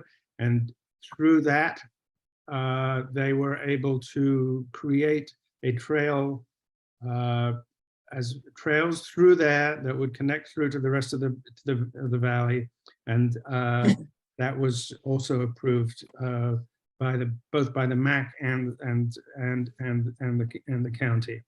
And then the last thing that I will just talk about is that we, through Santa Rosa Valley Trails Inc., were able to propose and get a trail bridge put in to just to the east of Blanchard, East Las Posas, which created a much safer situation. And that was interestingly, the first plastic bridge that was built west of the Rockies. So it was sort of an environmental achievement. And all of these things were supported by Supervisor Parks at the Board of Supervisors, and I want to thank you for those. And I'm now going to go back to mute and let somebody else talk. Thank you very much. Our next person who's going to be talking to us is one of our original MAC members, Ruth Means, and I'm thrilled that she's online. Hey, Ruth. I know. Is my mic working? Yeah. Your mic is working great. Sorry about eating my soup in front of you guys. I didn't know the camera was on. Linda, I saw a quick snapshot of your face as to what you realize is going on. What a terrific trip down memory lane this whole event is. It's a tribute to our love. It's a tribute to a great champion for Santa Rosa Valley. You've always been there for us. You came up with some off the wall, out of the peripheral vision kind of answers for us when things would come up. It was just great working with you. I've got a couple of highlights to use as examples. Traffic noise, always a problem, but no worries with you, because while the roads are being resurfaced, you go, well, there's something called rubberized asphalt. So boom, done. Lower traffic noise. It's just your way of being able to make it easy. It seemed easy. Then there's the amazing Santa Rosa Park. Phase 1 on that. Linda, I'll always appreciate what I'll always appreciate your take on the park. Yeah. It was classy, girl. You're like, let's not skimp on the facility. Yes, picnic area is a for sure, but you go, there's not going to be any Andy Gumps under my watch. And I really appreciated that. When I tell people we got restrooms down there with flush toilets and running water, they just don't, it does not connect. So I want to sum that up by saying always classy, just always classy. All right, and then there was phase 2. And the Equestrian Park is a lot of moving parts to put together. And you just said, well, let's make it happen. Reduce my salary if need be. Well, you said, I don't know if you remember that, to help make it a reality. I mean, geez, a true champion for all the concerns that we had. And I thank you muchly. It's feel really good in yourself. You left a great legacy in Santa Rosa Valley, and I thank you. Thank you. Thank All you. right. That's it for me. It's great to see you. Yeah, thank you. Okay, our next person. Can you hear me? Yes. I'm not sure if Yes. Janice made it online. Is Janice online? I'm not sure. She was going to try, but she had a meeting tonight. I didn't see Janice on the list. I don't Okay. see her. Yeah. Okay, all right. I know she was going to try, she had a meeting, and I know one of the things that she wanted to talk about was her appointment to Ventura County Mental Health, that you put her on that board, and how much that has meant to her, and how much she thinks that that's been able to accomplish, and through supervisors like you that do support it. So she wanted to make that point. Okay, Amy Elliott, next. Okay. The first thing I want to say on a personal level, I'm very new on this board. I had no idea what it entailed to be a supervisor. To be honest, I still don't. But from what I've seen and experienced, I can remember going to the meeting since I moved here, and Linda would be there. And you always had these very fast, concise answers. And I'm like, wow, how does she know that? How does she know that so quickly? Well, because you know it so quickly. I'm honored to be on this board. I'm super excited that I am on this board. A few of the highlights that I can say is, well, of course, which is close to my heart, is the successful recommendations regarding the new noise curfew time for new wedding venues. And just, I don't know how to say it. I'm so in awe of how you are able to delegate, be kind, but yet be diplomatic, but yet basically say, nah, not happening. So thank you. It's been an honor. Thank you. Okay, the next one I have is Mark Roddy. Mark, I know you're there. Yes, I am. I have 2 comments. First thing is that Supervisor Parks has always sought to improve the safety and well-being of her constituents. Her work on the bike lanes along the road, the improvements on the entrance at Lexington Hills. Yeah, there are key examples of how she has worked to make our life safer. And in addition to that, there's the whole egress effort to improve around the Santa Rosa Technology Magnet School that is incredibly important. I drive down that road all the time and people are there. They know exactly how to go. It's all safe. You don't have to worry about crashing into anybody, and it protects children and their families.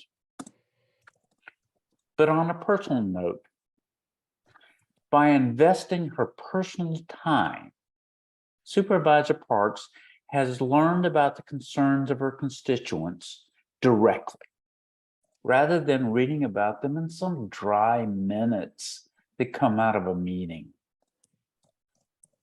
A key reason I have attended these meetings for 6 years is Supervisor Parks' investment in the Santa Rosa community.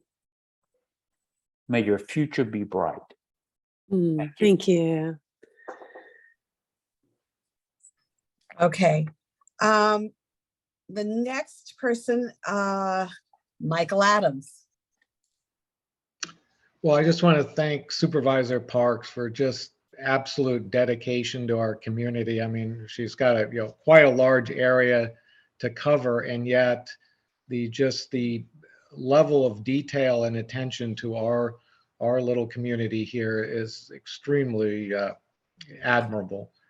I certainly appreciate that. Every meeting we have the Sheriff's Department and the California Highway Patrol here, and they're giving their updates, and we're able to give feedback to them. And that makes our community safer. It makes our community more enjoyable to live in. And so, Supervisor Parks has definitely left a mark in that regard. And then I also want to thank her for her leadership that she's given us. And when we start to maybe go on a tangent that's not the right direction, she kind of nudges us back in the right, get going in the right direction again. Or if the meeting gets a little off topic, she nudges us back. And it really has helped us focus on what's important. And also the level of communication between us and the planning department, and leading us in a way that we can actually achieve our goals. And of course, the interaction that she's given us with Southern California Edison and some of the other departments has been invaluable. And when those lines go underground, we'll all be thinking about Supervisor Parks and how she got those lines underground on Santa Rosa Road. It's going to be fantastic. I'm looking forward to that. And I think she's even already left a mark. I thought for sure with this last windstorm, the power was going to go out, and it didn't. So I was thinking, you know what? I think Supervisor Parks has made some real headway here. So Thank you. we're keeping our fingers crossed for Thanksgiving, but I think I'm more optimistic now. Thank you. So, That's really nice. Thank you very much for all the time you've put in helping us. Okay. Next up is Kevin Cannon. Okay, I'll be looking at my teleprompter for this. And I would want to throw out a little correction that I wasn't the fourth member on the MAC. That would have been Don Schubert and Janice, and I replaced Don on the committee or the council. Well, I meant as like a musketeer, right? You were one of fourth musketeer. Right, you were the musketeer. We didn't have a MAC when you were a part of that musketeer group. Whatever, but back to my teleprompter. Linda was our fearless leader in accomplishing the improbable goal of establishing a special assessment district to help the county fund the 4 new traffic signals and the synchronization of those signals that now connects all 9 of them.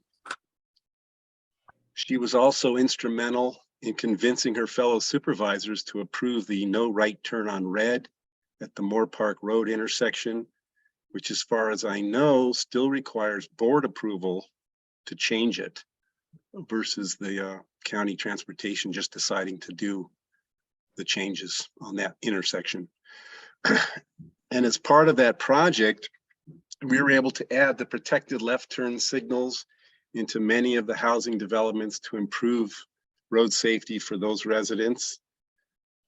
And most importantly, Linda was instrumental in helping us achieve our overall Santa Rosa Road safety goals, first established by the precursor Blue Ribbon Traffic Committee project, the most important of which was to program the synchronized signals to 45 miles per hour during peak traffic hours with conforming signage to encourage commuters to slow down. That's it. Thank you, Linda. We're going to miss you greatly. For sure. Thank you so much, Kevin. Okay, and now some information from me. We appreciate the fact that we've had greater communication with our sheriff's department and highway patrol. I'm also having, I don't know if you can see the pictures. Over Oh my the gosh. we've had some old pictures that we had to bring online to show you. When you were first running for supervisor. Look at that first one. Isn't that fun with your dog? Yeah.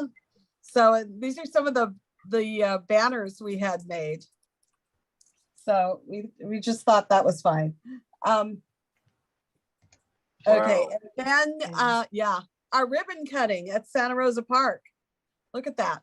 Oh, we were babies.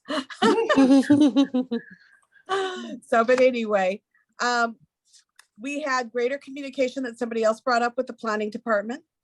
Changing our postal address. That was actually one of the things we did that first year, because everybody would say, you know, you live where? And it was, we're not really Camarillo. We certainly aren't Thousand Oaks, and we weren't Moore Park. So we kind of wanted our own post office address, and you went to the post office and got it for us. And then helping me form the CERT team, and gosh, you know, establishing the grant so that we have that wonderful trailer with all of the goodies, and set up the school as our triage center. And then again, the neighborhood watch seminars. So we just have so much to thank you for. And as we look at these pictures and we think of the years, there's no way we could ever come up with a way to thank you. So we just wanted to make sure that our feelings got known. Phil Ochoa is actually. Phil. Oh, he's there. Oh, yes, he just got on. Oh, great. Phil's in Texas, and he's been trying to get online, and I'm thrilled that he's there. So Phil, why don't we go ahead and turn it over to you now? Well, thank you. I wanted to just join everybody else in saying thank you, Linda. I really enjoyed being on the MAC team. I enjoyed the graffiti. Mark Burley. That's right. Our graffiti removal and intervention team did a lot of good, and what a beautiful valley. So yes, thank you very much. And we're glad to have repainted some legacy graffiti that had been around for some time, and take quick action on some of the other parts. So all good. Thank you very much. I hope everybody's well out there. Well, we certainly do miss you, Phil. Yeah, well, Good to see you, Phil. I miss all the family of friends from there, but I do love it here. It's great. So so happy for you. Thank you. Okay, well, Linda, thank you. Again, would you like to say? Well, actually, the next thing is the comments of Supervisor. Okay. Well, just that was so sweet, and you reminded me of things that I had forgotten, and it's really neat. You know, it has been a long time, and I have some really wonderful memories. And just last night, I, went to sleep with the biggest smile, thinking about, one of the funnier things that we have done. But it's all because of you.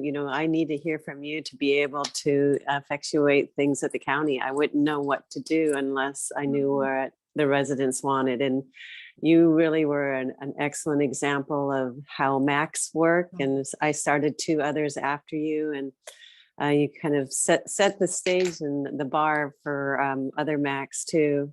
And a lot of what I did was just things I really believed in too. For example, our most recent one, we're talking about, parks shouldn't have to pay for themselves, parks should be free. Parking at parks should be free. And then I think about the park and the tractor day. Remember we had the tractor day? Where we got like people with tractors all came to help, put in the Tractor party.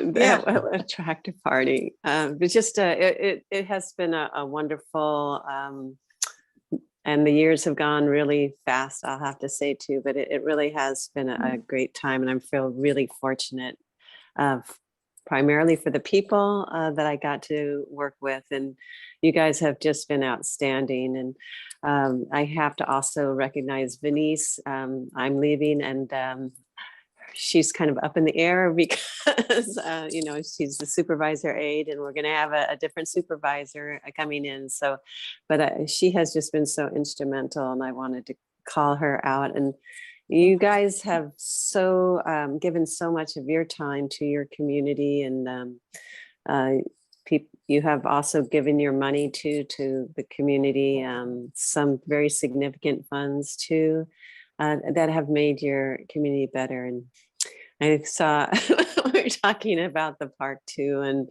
Ruth Means wanted to name the toilet after me, right? The bathroom was going to be Linda Lou, right? Remember that? So there are some wonderful times, and I'm just so appreciative of being able to play a part in your community and watch it get better. So I'll go right to the updates. I know one of the things that you are really interested in, like we were saying, is that as they're designing the park, they shouldn't be designing it to what makes the most money for the county, but what is it that the people want for your park? So with that, we had a discussion at our board about the ARPA money from the federal government.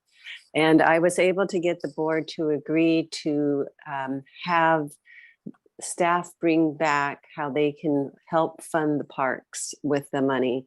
And then that will relieve them of trying to, make money by putting RVs there or whatever. So that is something that will be coming back, I think, in January. Also, something that you were wanting to see happen is being able to have TRUs, the temporary rental units, to have some control over them, because they're getting out of hand in Santa Rosa Valley because of parties and things like that. So I was able to get the board to agree at our couple of meetings ago to take both Santa Rosa Valley and Lake Sherwood area, because they're both interested in this same issue, and put an overlay, to look at putting an overlay. So you are now in line to have staff, when they come back in, I think again, January, prioritizing what they're going to do next. You'll be in that list. Not sure where you'll end up in the priorities, but you are now a project to happen, and that's that project. So we're moving on that. We also established a memorial rose garden at the county in honor of Supervisor Carmen Ramirez, who was our chair of the board and my best colleague I've ever worked with, on the dais. And she loved roses, so we're going to dedicate some area at the government center near the courthouse for a rose garden and a bench.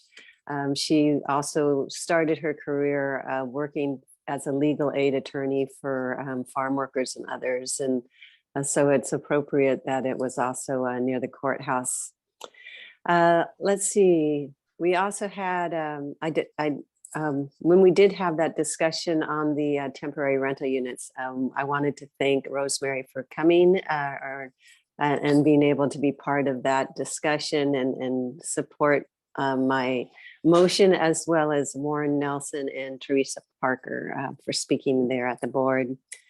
So the boundaries of the overlay, that all can be decided later, but I'm sure you're going to want to have it at least through the MAC boundary and maybe a little bit wider, so it incorporates the house that is the biggest problem. So that's something that you'll have the flexibility to do when that happens. Bicycle safety signs, we've had a request for them, and the staff has found some areas where they're going to be able to put some signs up, so that will be good too. And I'm open for questions. Otherwise, I've really enjoyed this meeting. It was so neat. You know, it really did remind me of things, and it's just a lot of very, very happy memories. You know, there were some tough battles. You know, that battle for the park was a tough one. You know, the city at that point had a city manager that was like trying to stop us. And I said, well, let's build the first section and then we'll deal with the second. And then we were able to deal with the second. So just sometimes it just takes, you know, making sure that you don't give up on your priorities and keep moving forward. And we've had a lot of success, and it's all because it started with you all. So thank you for the good work you do. I have to say, I will never forget you offering a part of your salary to make sure that our park keeps through. Talking about memories, Venice, can you go ahead and put those pictures up right now? Yeah. That's why I didn't belong. Oh, there it is. Tractor party. Oh, there's the tractor party. Oh, they're not, they're kind of pixelated, but. No, they look good. Okay. Hi, Dave. I know. Hello? Yeah, is this a good time for questions or No. introductions, or we No, wait? I'm sorry. This is not the time yet. Okay. Okay, perfect. Okay. All right. So now that we've done that, let's go on to the rest of our meeting. Okay. The MAC recommendation regarding the planned development permit for 13723 Night Sky Drive. We've been provided paperwork that there is a request for an additional garage to be added to a property on Night Sky, which is in the Lexington Hills development. We have gotten information from the architect for the owner, but we are waiting for information from the HOA in regards to this. Now, who's going to be speaking on behalf of the owner? Hi, I'm Larry Bristol, the architect. Okay. All right. Why don't you go ahead, Larry, and make your presentation? Oh, okay. Well, so my clients, Brian and Amanda Jones, own the property in Lexington Hills. They currently have a 4-car garage. Brian is a car collector and has some very nice cars. He would like to develop a second 4-car garage. It's actually identical in footprint and in appearance to the existing garage, but because of a generator and some other utilities, it's detached instead of being attached to the existing house. And because of the topography, we're able to enter the garage up at the exact same level as the existing garage, but there's a hillside that's below it. So we're taking advantage of the hillside area down below it, which faces the east, to incorporate a second storage garage, I'll call it, because they own 20 acres and their plan is to, at some point in the future, possibly, it's all cactus right now, but possibly do avocados or some other agricultural improvements on their property. So the garage below is strictly for storage and other things. The architectural type is identical to the existing garage. It maintains a 55-foot setback to the northerly property line. There's an Edison easement that's 50 foot. The Edison easement encompasses the bridle trail that's there. We're not touching the bridle trail, or we're at least 5 feet or more away from it at all points. And the setback to the westerly side is 32 feet, 11 inches, 33 feet technically. And the height of the structure complies with the height of the existing garage, which actually on site is a 1-story garage without the semi-basement level below. Architecturally, it is exactly the same. We're in the process of working with the HOA to get the approval. The owners recently purchased the property within the last year, so they've made friends with a lot of the neighbors, and I think they're currently going through the process. I don't have an update with the HOA, but clearly we have to get HOA's approval for planning to sign off on it as well. It is visible from no place in Santa Rosa Valley.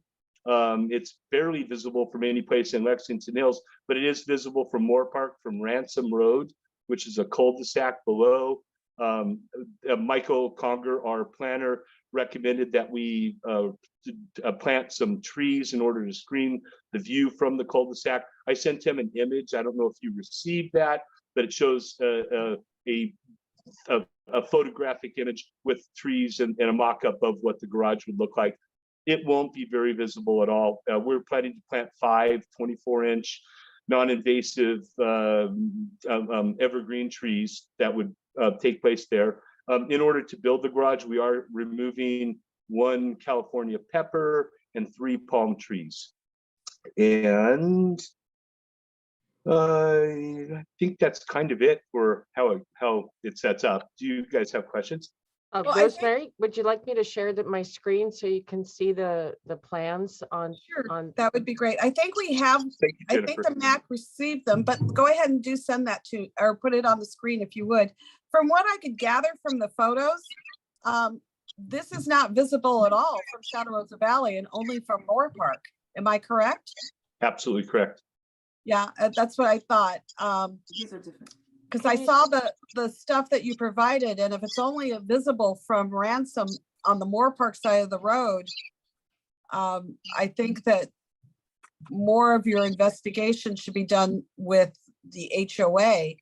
And I do understand that we need to approve it also, but I know that, again, it's not visible from Santa Rosa Valley or even any roads that you would look at from Lexington. That's So, correct. That's yeah. correct. So this is the aerial off of Google Earth, and this is the Moore Park cul-de-sac that Larry's speaking to. Yeah, And if I- Ransom. Yeah, and so clearly they're at the very end of the Lexington Drive, way in the back. And then going to the plans, here's the existing residence, here's the existing garage, and here's the proposed garage. And so, as Larry mentioned, you'll be driving in towards the garage and you'll be at the same elevation as the existing garage. But this road down here is the first floor subgrade, and that would provide internal access for ATVs or other off-road vehicles that would be able to gain access to the internal part of the property. And then these are the 5 trees that Larry was mentioning: evergreen, non-native, non-invasive. Okay. Again, how large is this lot? 20 acres. Yeah, so you're not going to have an issue with the percentage of No, cover.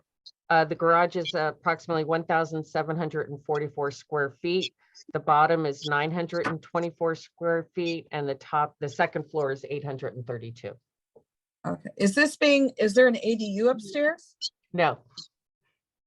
Okay. It's a 4-car garage, but it's 2 stories. So the first story is access from the driveway that the house gains access to. And then the other 2-car garage is below that, and that's downslope and provides an access road to the internal part of the property. So very simply, the reason for that was that I already have to build foundations or retaining walls, and it just made sense to take advantage of the cavernous space that would be beneath the building as a storage area for the property. Okay. Well, now I know you said you were in process with the HOA. Has this been submitted to their architectural department committee? So the HOA, and I haven't dealt with them before. Well, we had a patio cover that's currently being permitted. The HOA did not have an interest in reviewing that. I know that the client's been in touch, his next door neighbors on the architecture committee, and I believe he submitted or shared the plans with him.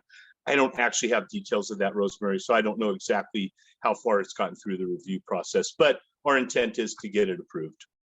Honestly, I don't feel like, I don't feel like we should provide an approval or a disapproval until the HOA gives their, their conditions or how they feel about it. Because especially since this isn't visible from Santa Rosa Valley. Although I would be, first of all, I presume there is a formal architectural committee process in Lexington Hills, just like there is in Hidden Meadows. So in Hidden Meadows, they come to the Hidden Meadows board, and there are certain conditions, and then the board approves the architectural request. And in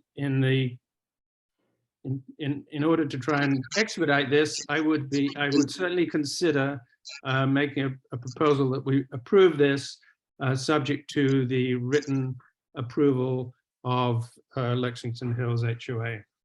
I could support that. So Mark, why don't you make a motion? All right, I will. I'll make that motion that we support this subject to written approval given to planning from the Lexington Hills HOA and or architectural committee. I'll second that. Discussion. I just have a dumb question. Lexington Hills is within the MAC boundary? Yes, it is. Yes, it is. Remember the redoing of the Lexington Hills entranceway? Yeah, we annexed them. True. We added them. All right, thank you. I'll support it too. I see no other hands raised at this time. Yeah, why don't you do a vote? Okay, I'll do a roll call. Amy Elliott. Aye. Mark Burley. Aye. Michael Adams. Aye. Kevin Cannon. Aye. And Rosemary Allison. Aye.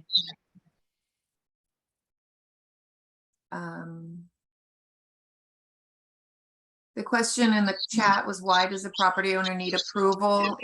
It's not approval, it's recommendation to approve. It's an advisory vote that Just goes to to be planning. It just supports their, To planning and to the Board of Supervisors. right.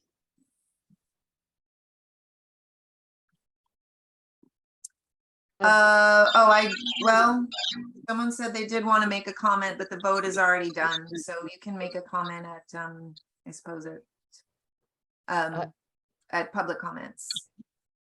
Thank you, Council. This is Jennifer Trunk. I'm standing in for Michael Conger, the case planner. If I could just make one brief comment, and that is to Supervisor Parks, because I probably won't have a chance to come before her like I have in the past. And I just want to give my thanks to you. I've come before you on numerous occasions. And the one, resonating memory I have is when I was doing the LCP amendments in front of the Santa Monica Mountains residents at Firehouse 56. And you were so great facilitating that crowd. And it was really remarkable to see you in action. So I'm going to miss you personally. You're a great supervisor, and I wish you all the best in whatever you decide to do in your new endeavors. So thank you very much. Oh, thank you. Thank you. And I remember you there too. All the way. Thank you. Right on. Thanks. Okay. Well, have a good night, everybody. Thank you so much for your time. Okay. Thank you as well. Thank you. To the council, Rosemary, your chair. Thank you very much. My pleasure. You're welcome. Item 8B, we're asking for a MAC recommendation to the County Parks Department to consider a proposal of partnership with a Stepping Stone Riding Program. Mark, did you want to take lead on this? Let me just, I just remind everybody that at the last meeting, we were looking for proposals of what we could do with the park that would create some revenue, and B, be appropriate for this community and what we already have at the park. And since then, I was contacted by the Stepping Stones writing program, which many of you may be aware has been operating here in Santa Rosa Valley and various areas. They are a charity, a wonderful organization that helps children and people with handicaps to access horse facilities. And obviously we are a very strong equestrian community. They are currently at a place that they're going to be needing to move on from, I think, by the end of next year. You know, we can have some questions from Amy if we need to, Amy Andel, who is the president. And they are proposing that Stepping Stones program moves into the park. And I feel like this is it's a wonderful opportunity for us to make great use of the equestrian facilities that we have, and also to support a program that is doing a great job in the community, not just Santa Rosa Valley community, but I'm talking about or other areas of Ventura County. I also feel like this is something that can help with the upkeep and maintenance of the park. And I just think it's like, and they are making a proposal of giving some, you know, a monthly rent that would help, which is considerable, especially based on the amount of money that the park seem to have been making over the years. And despite Supervisor Park's help in hopefully getting money towards this, I think that it's still, you know, more is more. So I would like to, I won't read out this whole letter, but I know that the other members of the board have got this letter. I think it's, I should just point out that I have had some, you know, questions from a community member, and I think these are all, you know, good points that we should consider, or I'm thinking what's going to happen, you know, if this gets approved, is that there's going to be some discussions between Stepping Stones and the park department, and presumably the MAC will get into that conversation, or get feedback from that conversations. But the kinds of questions that we're looking at is, you know, the hours that the facilities there would be used by Stepping Stones, and would other members of the community would they be able to then use the facilities? And think that these are kind of things that can be worked out in a sort of a time schedule. I've already talked about the fact that maybe Stepping Stones would help with the maintenance of the arena. They're going to be using the arena, and they've already, you know, that's part of what they do at the place they're at now. We need to talk about removing manure from the facility, which I think is something that Stepping Stones would already be doing. Fly mitigation, also storage of hay, making sure that that is stored in a facility or in a way that reduces attraction to rats and things like that. And also just making sure that everything is done in a safe way so that children are using the facilities. They are under the control of, or being watched by the teachers or the trainers. And these are all, I think, all things that are good points. Obviously, making sure that children are safe, and actually all riders wear helmets in the arena. So those are all things that I think will naturally come up as discussions and should be dealt with in discussions between the I'm hoping between the park department and Stepping Stones, and then can come back with a report to the MAC afterwards if we approve that. So with that, I'm going to hand it over to others, for the other members of the board, to get a sense of what they feel. I just, I feel like this is like the perfect fit for Santa Rosa Valley Park. Okay, well, thank you. Is there any discussion from any other MAC members? I just had a quick question. Are they going to keep horses overnight there, or do they bring them in each time they're using it? They'd be sleeping there. They would be living there. Yeah, and they would be leasing that portion of, they're asking for 3 acres of the park. So they would be leasing that portion and providing park revenue to the Parks Department. So I think that's an advantage. One of my questions is how does the location of what they're looking at conflict with the location that the people who are hoping to do the fishing, the casting pond? My guess is that this would be in the, by its nature, would be in the northeast corner of the park, because that's next to where the horse facilities are. So that's where the ram pen is, and then that's where the arenas are, the workout arena and the main arena. So I'm assuming that's where it would fit the best. But again, that should be part of the discussion. My understanding is that if it gets approved, the fly fishing is going to be on the northwest corner of the park. I believe we need to maintain the large parking area that we have for any horse, shows that happen there.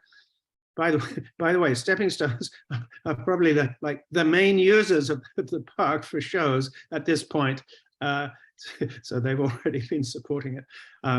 But I think that there is, this is a big park. I think there's plenty of room, and I think that that's something that is part of the discussion between the park department, Stepping Stones, and then ultimately the MAC.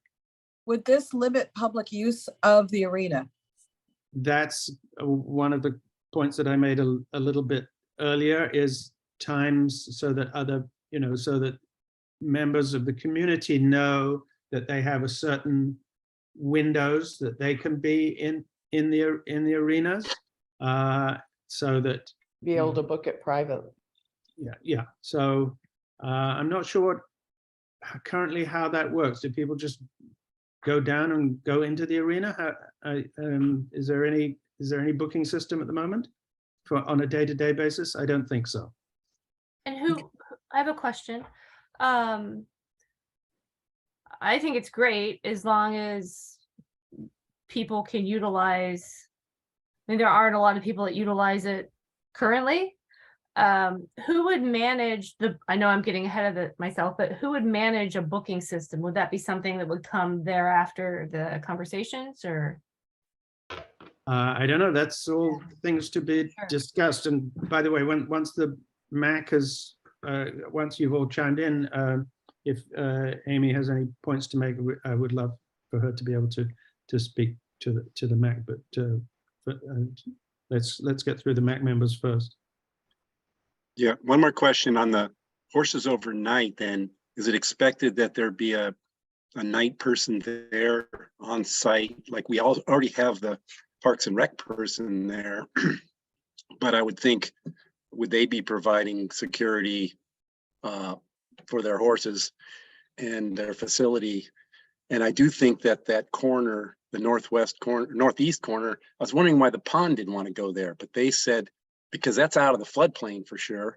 And they said, well, we want to be behind we want to be away from the horse arena. So that's compatible. That's all I had. Okay. Okay. I mean, that this is a wonderful solution to, number one, income for the park. And number two, I know that this is something that is intrinsic in giving another life to our park. And I think it will bring the attention from the public, as well as a great program that has been very well received in Santa Rosa Valley on the land that it's on now. Oh, I did have one more thing. That is, I've been hanging around Right On Therapeutic over in Newberry Park, and so they have a set time frame where their students come and the teachers are there, and then a lot of times of the day, in fact, I think 2 or 3 days of the week, they take the whole week off. So they're not open 7 days a week doing this, and maybe Amy can explain that schedule. So if they have a fixed schedule, then I don't think we need a booking system for the time outside of that schedule. Just be like people are doing now. They show up during those off times from the renters.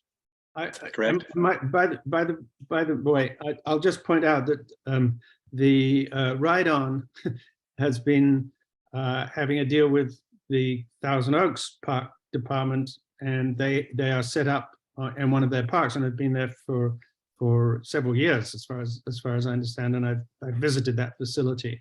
So I think that it's shown that this kind of a cooperation can work out. But and I think that you're right, and actually Right On now has 2 of the park district. Right, they got another one, yes. I think the one thing that you have to keep an eye out for is the concern for water quality, because it's right along the creek there, and the jurisdictions are going to be very concerned about the idea of some kind of nitrate loading and all. So it would have to have a very vigorous manure management program, but that to me will be one of the bigger hurdles. That is something that I have considered. I think that in terms of manure, that all the manure would be removed from the facility. And in terms of horse urine, which is potentially a nitrate issue, I think that we already have a formula for how many horses can be on how much, on 50 acres. So that's going to create a limit to how many horses could be there at a certain time, based on the formula that the county already has But this has would be adopted. like the LA Regional Water Quality Control Board that oversees the effluent coming from the treatment plant. So it's just something to be proactive on as you proceed on this. So that doesn't knock you out. But it sounds like a wonderful program. I agree. I think we can leverage what's been done in the Ojai Valley along Ventura River watershed. Resource Conservation District goes out and does formal manure management plans. So they have the science, and it's documented that this is the plan that's going to relieve the environment of the detrimental effects of manure. So that can be provided by the Conservation District that I'm on that board too. Thank you, Linda. Does the MAC have any questions for Amy? Do you have a proposal to, I'm sorry, Michael Adams. So am I to understand that, will the horses be there 365 days a year, or this overnight is just occasional? 365 days. All the time. All the Yeah, time. they're looking to rent this 3 acres for $1,000 a month. I see. So just pretend it's a house and somebody's renting it. Right. Okay. Thank you. Okay. And they would bring in all the facilities which they already have, and they're movable pipe ground type facilities. Okay, Mark, do you have a proposal for us? Yes, I do have a proposal. My proposal is that the MAC makes a strong recommendation to the Ventura County Parks Department to consider and negotiate a contract with Stepping Stone riding program to move or to rent part of the park. Sorry, you do have a public comment, or do you want to wait till after the motion to open up the floor? I don't mind either way. It's up to, sorry, I just. Yeah, no, let's hear the public comment first. Okay. Where is that? I've asked you to unmute Mr. Sanam. You have your hand raised. Hello. Hello. Hey, how you doing? This is Human Simon. Sanam is my wife. Okay, are you commenting in regards to the park and the use of it for, No. Okay, so then let's hold off until public comments, please. Thank you. Oh, yeah. Okay. Yeah. This Sorry, is just we're on this not item. very savvy. Thank you. Okay. Okay. Then- All right. Right. Okay, Art, go ahead. How far did I get, Venice? Did you get any of that? Why don't you start again? Sorry. All right, I'll try. I I also have it on recording, so.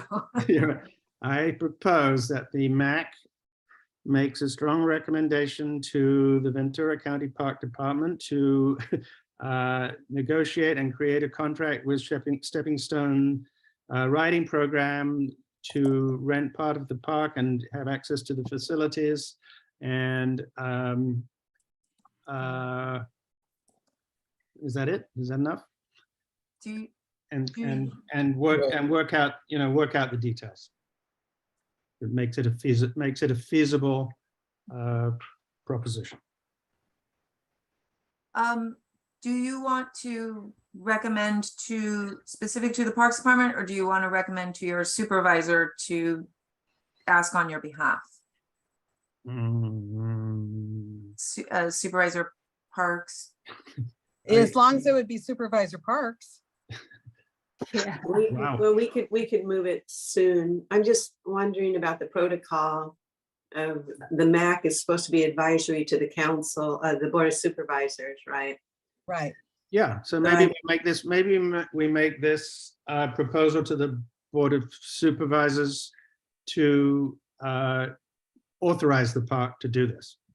Park department to do this. I would feel very comfortable supporting your proposal as long as I was assured that the public use of the arena and facilities would not be hampered. Yeah. I agree with that, and I feel like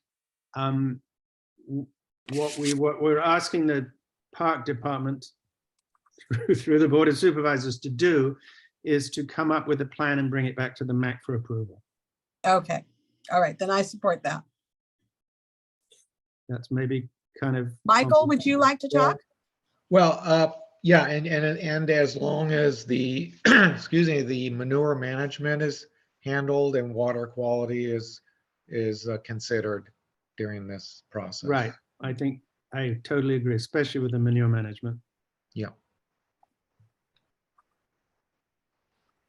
Do I hear a So Rosemary, Rosemary, did you second? Well, Rosemary, did you second? I'll second. Yeah, okay. Venice? Okay, I'm just writing it down. Okay, Amy Elliott. As long as it doesn't affect the public people. We'll add that. I think what would be is, we'll put together a memo to the General Services Agency saying that the MAC took this vote, and we will copy the Board of Supervisors, because the GSA department first has to look at it and consider it before the board would want to look at it. So I think that might be, I'm trying to think the protocol here and the procedure, but I think that would probably be best. Yeah, I'm sure there's going to be a lot of red tape to deal with. All right, Amy, Amy, keep going. Okay, Mark Burley, Aye. Michael Adam, Aye. Kevin Cannon, Aye. Rosemary Allison. Aye, but I gotta tell you, I'm tickled pink that Ruth is watching this, because like these are the dreams that she's had all these years of what would become the park later. So I'm just so glad you're online. Yes, I agree. I mean, this to me seems like the perfect kind of thing we need to be doing with the park that fits in with the Santa Rosa Valley community. And, you know, Stepping Stones have been a great partner in Santa Rosa Valley. And I'm really hoping that we can make this happen. Yes. And we can also make sure that we point out of the DEI, the diversity, equity, and inclusion, which is a big thrust of our county and our CEO's office, you know, that this also adds towards that. So I'm sure it sounds this, yeah, if I we mean, can do it logistically, and I think it's mostly that water thing, I think it would be something that definitely could be supported. Okay. Is there any All right. liability issues with it, Linda?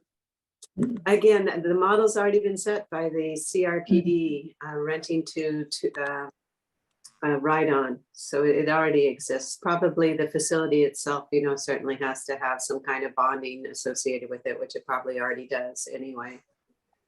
Yeah, So there wouldn't be any liability to Santa Rosa Valley, it'd be to the county. And they've obviously would go through it with their legal counsel to do whatever they need to do. Just looking for hangups like the manure thing. Yeah, perfect. Okay, I think we are all on board with that. We have that passed. So let's go on to item 8C, which is the MAC consideration of the dark sky overlay in Santa Rosa Valley. Now, who is leading and that? may I also just suggest that if you know any council members, because this is the city's water treatment plant, probably the city that has the permit, you might just want to mention how you're thrilled with this proposal to them. You mean Thousand Oaks City Council? Yes. Okay. I know a couple. Yes, we know a couple. Okay. All right. Though not as many as we used to. Anyway, all right. So the next item is the MAC consideration of a dark sky overlay. Now, who is heading that up? I know it's not me, so. There is no, it was moved forward from the last, I think it was the July meeting. It was just pushed forward. You can take the MAC consideration to recommend, you know, to ask your supervisor to recommend similar to what you did to with the true. You take no action at all, but it was just pushed forward from the previous meeting. Michael, did you not bring this I forward? think, yeah, I think I volunteered on that, and I think also Amy. I think it's a bit premature to make a recommendation yet for a couple of reasons. Number one, there are a lot of ways of going about this. I've looked at a number of communities that have dark sky ordinances, and there's some variation there where they've tailored it to their particular community. I think the challenge is going to be getting input from our community on what they really want with the dark sky ordinance, and what are the what goals do we want to meet with a dark sky ordinance that's consistent with what the community is asking for as well. So now, as far as in our last community survey, we had 40% of people were interested in a dark sky ordinance. They said, yes, we'd like that. We had 20% who said, no, I don't want that. And then we had 40% who were undecided. And so the question is, how do we gauge or educate the people in that 40% of what a dark sky ordinance really means, or a dark sky overlay, and then get their input on how they would like it to look, and is that something that they want? We actually received a little, I'm going to say, pamphlet that explained what the dark sky ordinance was. Can we share that? Yeah. Mike, I mean, this could not come at a worse time. Right. I'm When sitting we have there just thinking, all been nobody- told, and by the way, I now put on my outside lights every night because I'm backed up to Wirewood Park.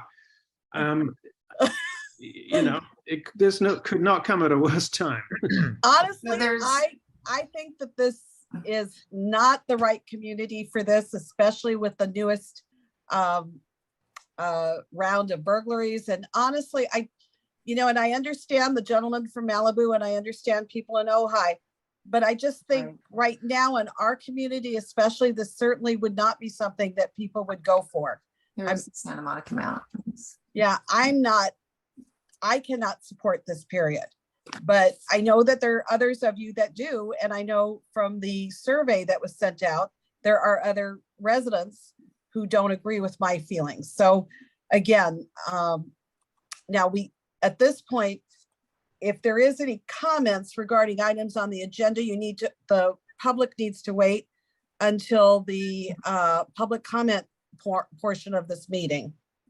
But they can comment on the item, right? They can comment on the when item. we open it up for comment on the item. Am I right? Okay. Yes, they can comment on the item after the MAC has finished their deliberation. Okay, so let's do that then. Let's- So we haven't let me- finished our deliberation. Yeah, I just want to chime in that it's hard for me to know whether to support it or not when it's not defined for what it would look like in Santa Rosa Valley, because certainly our custom version of it could allow for security lights up the wazoo. But what it could put a thumb on is any kind of weird lighting that's out away from the structures, or, doesn't make sense to add security. It's just so decorative and glaring that it's something that's just polluting the sky with light. So I'd like to see what our custom version is before I say whether I'd support it or not. I think we should take the comments now that we do have a lot of residents are online to provide comments regarding this. We got stuff ahead of the meeting that was very negative for the reasons Mark stated, wrong time for it, but still, I can't deliberate on it until I know what ours looks like. Also, I'd like to ask this question. If you don't have a dark sky ordinance, are there other rules already existing in the county that control those kind of lights that you were talking about? So do we have an answer for that? In certain areas, and actually, because you have portions of the wildlife corridor in your area, it would affect in those areas there. But I don't really know if there's, like noise, you're not supposed to, exceed a certain decibel. Right. I don't know if there's anything that is. Well, they had that lumen thing that you the can't golf see. course in Tierra Rajada. Somehow or other. But that was associated with a permit. Yeah, it got a lot better though. In It terms did. of I'm so thankful. That was a tough vote too. Yeah. But I'm not so sure, and I don't think you would have anything out there that's like, runway lights, right? So I don't think it's that you're looking for, but things like light pollution, you want to have downward facing lights and things like that. But I don't think, other than in the wildlife corridor, there's anything out there. Well, I know that there's a lot of people that have paid for landscape lighting, which is at the base of trees that looks up. And again, I mean, birds, I'll just tell you that, that will keep birds from nesting in your trees. but again, that's something that they've invested in and that is there. The other thing is with our newest issue over, the possibility of people coming in off of the trails. I think especially of people that back to trails where that trail is like an acre away from their house, that isn't next to their home, but lighting up that trail with a motion detector to me makes sense for security reasons. So, which would be completely against the dark sky ordinance. Because something else could light that trail up. That's not actually correct. If you read that thing that they sent, you are allowed security lights.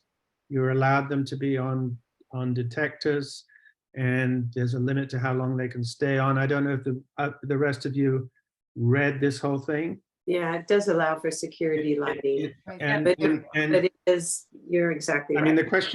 the question I had regarding that is, you know, who decides what's a security light? You could say. Well, it anything's a says security- where it may be placed. It doesn't say against a trail. It says entry gates, parking areas, building entries, and intermittently along private driveways and access roads. Backing to a trail, that does not allow for that. Right. It would not be on a trail. No. And I'm thinking about all the homes on Andalusia that back to the trail, or all the homes that are on Rocky High that back to trails. But or they're all the not, homes- are they lighting the trail? Because you're allowed to light the periphery of your home, not the periphery of your fence. Well, I'm saying if there's a you know, like a floodlight that comes on due to movement, right? But, by the way, they're not just coming in off trails, they're just coming in from open space. Right. They're coming through Wildwood Park, or that's what they were doing in Hidden Meadows. Right. And the one Well, that broke in, they came through there. from the trail though.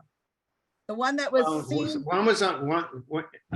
I don't know that we know that they were on. Some of them were observed not on the trail for certain.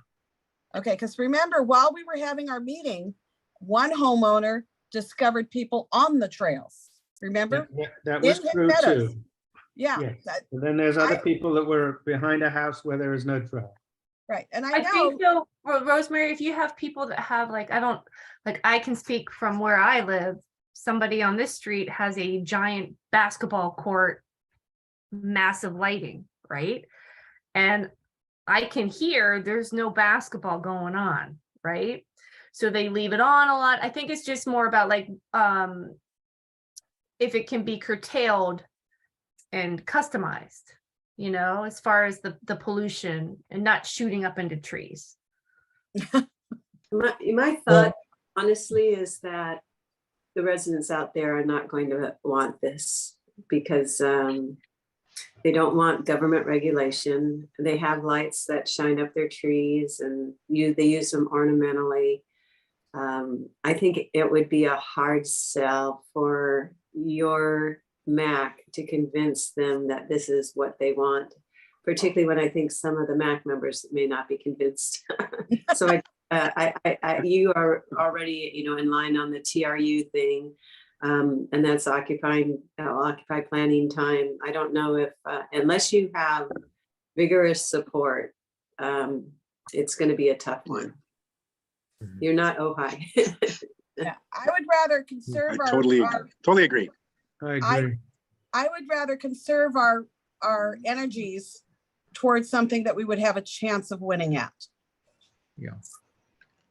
Well, I So- think I think one of the things we're going to need to think about, though, then, and this may end up gaining support over time, is I see just more and more light glare from people's houses shining onto other people's houses, and at some point, where is that going to end? Are we going to end up in an area that's looks like a city and you've got lights shining in your windows from all the neighbors' houses, or are we going to have something where there's at least the lighting is courteous to your neighbors, and yes, it lights up your property, but it doesn't light up their property? Well, I definitely would support that. I mean, if anybody is offending, if everybody's putting lights into other people's properties, that isn't right. And if that's what a dark sky overlay, if we could have it basically centered just around that issue, I would fully support it. I don't Okay, think that well, is that's, a dark sky overlay, though. So, well, that would go a long ways towards a dark sky, because if you're not shining light onto your neighbors, then you're generally speaking, you're not shining light into the sky either. So a lot of if we had that kind of an overlay, I think there could be support for that.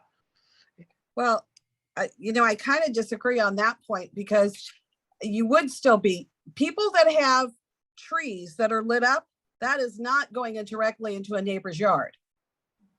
That's landscape light. Okay.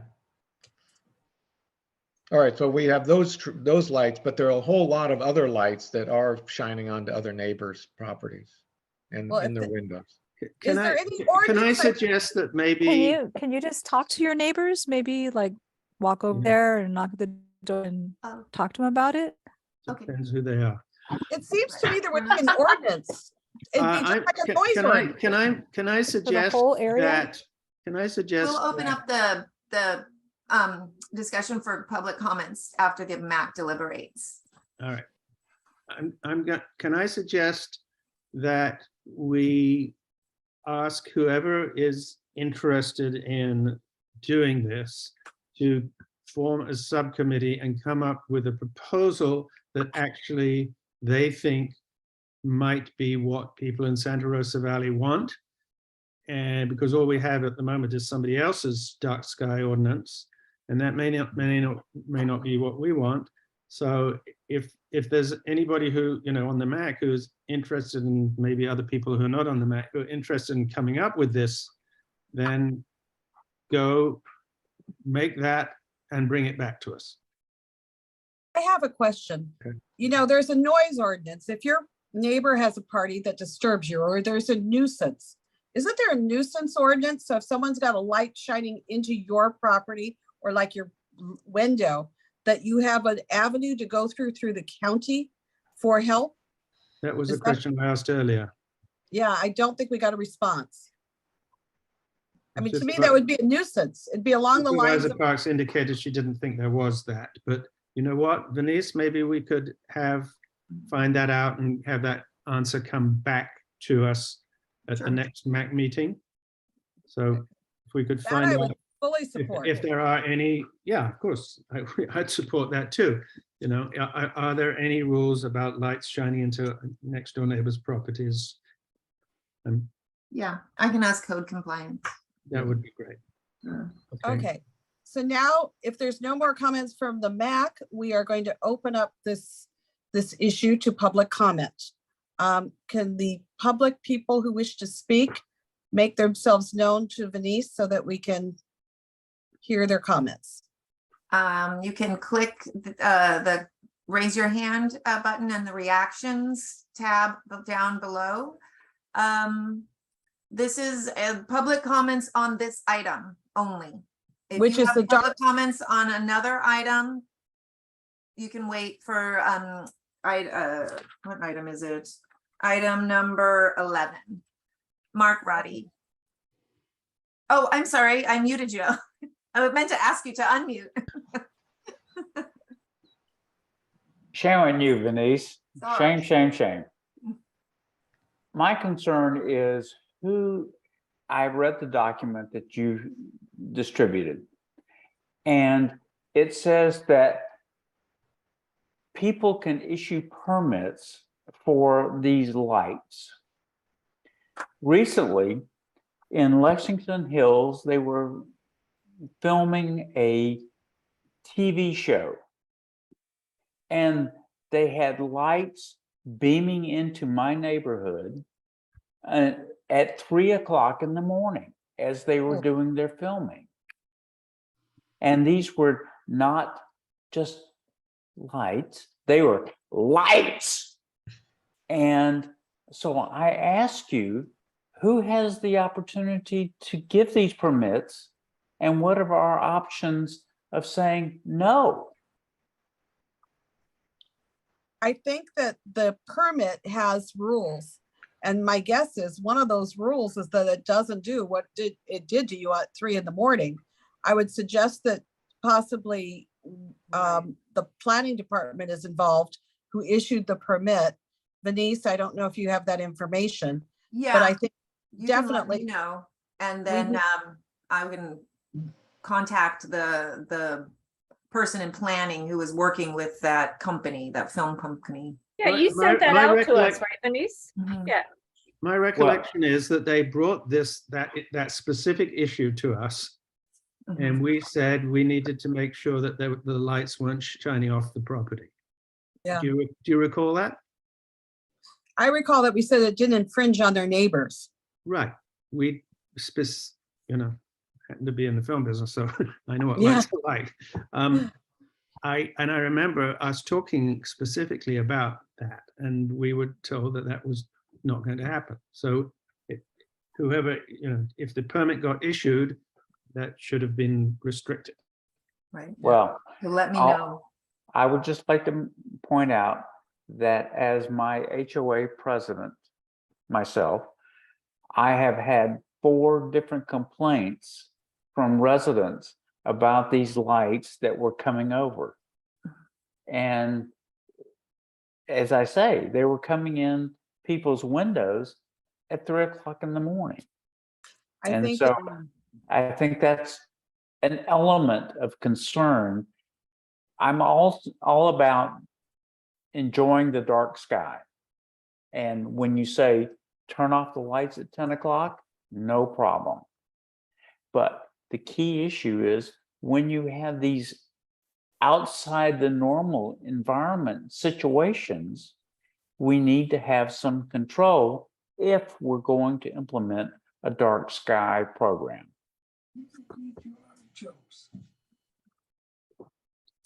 okay, so, again, I think we all agree on this one, and I think, Mark, you need to get those other people that have also made complaints. They need to make them written complaints to the planning department that is directed to the case planner who approved this permit, because their permit can be revoked, and from what I understand, the filming is supposed to go on for like 6 months. It isn't over. Well, the filming is actually done. As a matter of fact, they've broken ground. They put up their tents. Now they're gone. So the program is over with. But In the future. it's something that needs to be considered when establishing the permit process. Okay. Yeah, I totally agree with you, and I recall that it was discussed. And of course, this is a bit like the party venue thing. We agreed to one thing, it turned out to be a mistake, and then now we never agreed to it. Okay. Well, all right. Now, do we have any other comments from the public regarding the issue of a dark sky overlay? If you have any comments, please click the raise your hand button. Okay, I do have a raised hand. Where is it? Oh, here it is. Ann Rubenstein. Oh, Jay, you know what? You're there. You Hello. go. You're on. Oh, you're not. Hi, everybody. Muted. Are you muted? No, I'm unmuted. Yeah, hi. My wife and I have been here since 1989. We live in Camelot. We happen to live next door to the home that was burglarized recently. We, like many of our neighbors, have added lighting, trees. We want to do even more lighting. And then I saw this today and I go, this is ridiculous. And so, we just wanted to vent our opinion about this. Now, I understand that there's going to be one-off situations, people filming, neighbors with lights, but shouldn't that be an HOA item within each development? I mean, I don't know. I just feel like there's too many laws, too many regulations, too many things that, and this just to me is, like I said, I just felt it was ridiculous. The timing of it is really bad with what's going on in our neighborhood. And I wish more of my neighbors were on here to express their opinions also. So thank you. Can I get Jay, your I name, just- sir? Just for the minutes. Wait. Your first Jay name? Rubenstein. Jay? Okay, thank you. Okay, Jay, I Yeah, just want to respond to you for just a moment. Unfortunately, like Mr. Roddy was just explaining, he lives in a different development from where those lights came from. So his HOA could not help him. That's number one.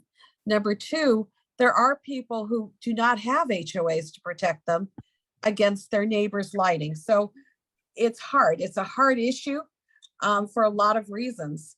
And I certainly agree with you with the security issue, but understand the HOA answer cannot solve all problems in Santa Rosa Valley, unfortunately. Well, you've got issues with trees and blocking views and all, it's like how many different regulations, ordinances do we need? I don't know. I'm for less government and more people working things out. So thank you. Thank you for your opinion. Okay. Cindy, Cindy, let's see, Cindy. I've asked you to unmute, Cindy. Cindy? I've asked you to unmute. I know she made a comment. Is there any way you can text her? I don't know. I can't. Okay. It looked like she was starting to unmute and then it remuted. Is there? Yeah, maybe she doesn't. Oh, no. Okay. Okay. Well, Cindy? Okay, let's go on to the next person. okay, I have Jen Bell Price. Marco, we'll circle back around. Jen? Hi, can you hear me? Yes. Yeah. Okay. I just want to say that I am for a dark sky.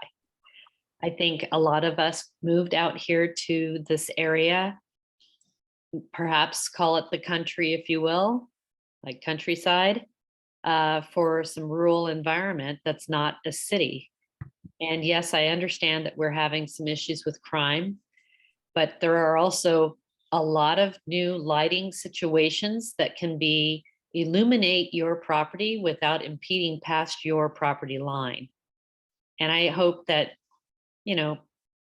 that can be instilled along with cameras, but also help our surrounding neighbors, and those neighbors also have 4 legs, the wildlife. And I'm in support of our wildlife corridor and the protection of their passage throughout the night. And I think we need to think about that because we're in their space too. That's all I want to say. Thank you. Okay. Cindy, are you? Nope, not unmuted yet. Okay. Not yet. Okay, now who else do we have? I do have Mark Roddy. Mark Roddy. Okay. Sorry. Shame on you. I just wanted to comment that my cameras on my house operate in the dark, and I have seen bobcats walking across my yard in the middle of the night, and I have been alerted to that. So you don't need to have lights if you have the cameras. That's the key. In order, we heard from the police earlier in the program that you need to have visualization of criminals coming onto your property. It's the cameras. As long as you have quality cameras, then you don't have to worry about lights, because the bobcat came through my yard in the middle of the night. There were no lights on. So that's the issue you've got to deal with. Thank you. Thank you, Mark. Okay, anybody else? Cindy, do you want to try again one more time? Let me see. She's trying, but it's not coming up. Yeah. Yeah. Okay, I did want to add something about the crime aspect. I actually did a little bit of a study of, do lights actually reduce crime?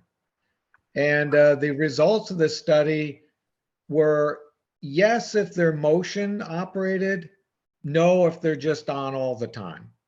Right.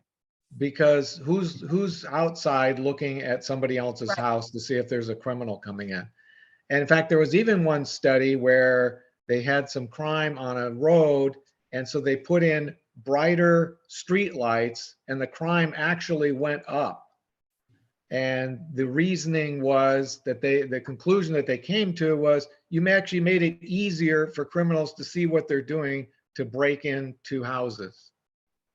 So something to keep in mind. Just adding a ton of lights isn't going to improve your security. Motion lights, yes, because that, a light comes on, neighbor might see that light come on, and then it will scare them away, or there's some activity out there that could potentially alert somebody. Okay. Thank you so much, Michael. All right. Sharon, I believe you want to speak also. Oh, Hi, everyone. I just wanted to say, I'm just listening to the different comments that, I'm thinking we could probably come up with some kind of a sort of like happy medium on that, we don't have to have like every tree lit up or that kind of thing and still have enough like darkness through our neighborhoods. But at the same time, mindful of what Officer Dustin said about making sure that we tried to add a little bit more light around our house and in our yard, that was a deterrent, which I hadn't had so much of that before, just had a couple of little lanterns or something like that. So I was, listening to what he was saying about lights being a deterrent. So hoping we can find something where, it works both ways, that we can maintain some lighting as needed, but also some of the darkness for wildlife. Thank you, Sharon, so much for your comment. I do believe that it would make sense for us to come up with a committee, and I'm hoping that residents will volunteer for it, to come up with a solution to the lighting issues that affect our valley, whether it be to, work with neighbors or, have lighting that is restricted from going onto neighbors' properties. I think that's fair and it's reasonable, because no one's lights should be going. And I have heard of people who've had lights that goes directly into somebody else's master bedroom, and that isn't right. So again, we do need a happy medium, and I hope that there are residents who will notify us that they'd like to be on that committee. So please, we are looking forward to getting that input from you. All right. Rosemary. Louise. Oh, I'm sorry, Louise Roberts. She was waving me down. I've asked you to sorry. unmute. Louise. Yeah. Okay, is it unmuted? You are. Yes. I couldn't find the little hand. So Oh, it's down there at the bottom. I saw your hand.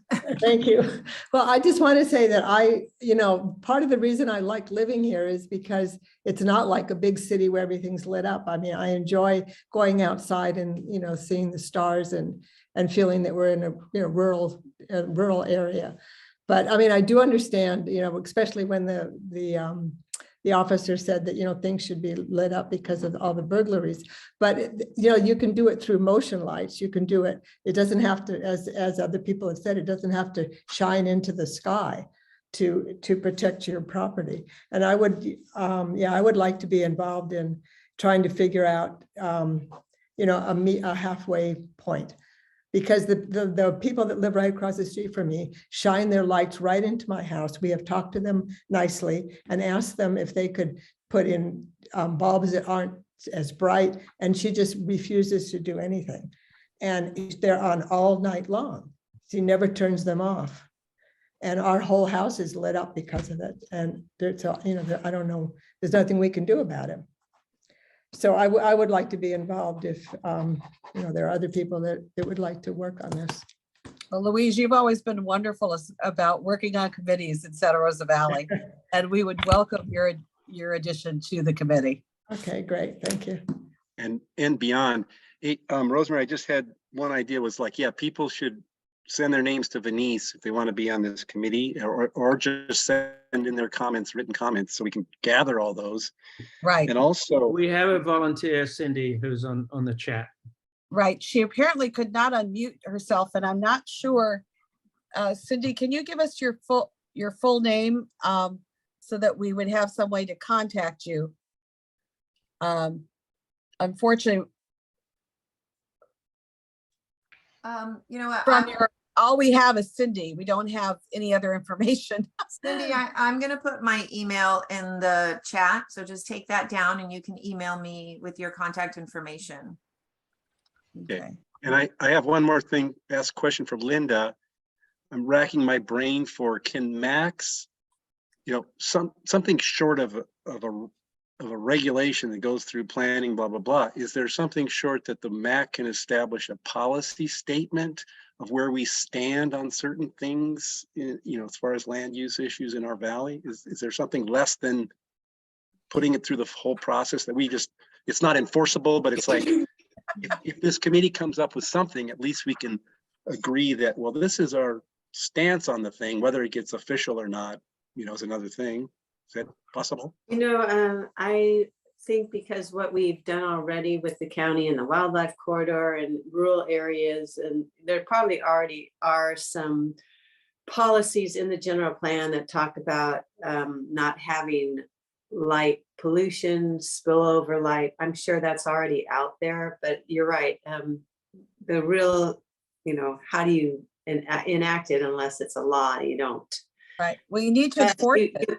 And you did ask at the beginning for the, to come back at the next MAP meeting with what is out there, what are the requirements, and I think that that's a really good place to start. And then we know that the wildlife corridor, for example, has those requirements. Well, where exactly are those in your area? So those are kind of the things I think you want to start with.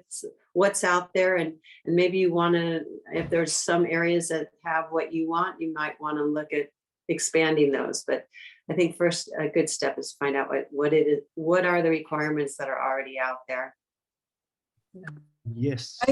I think all of us support anything that prevents a homeowner from enjoying the use of their property.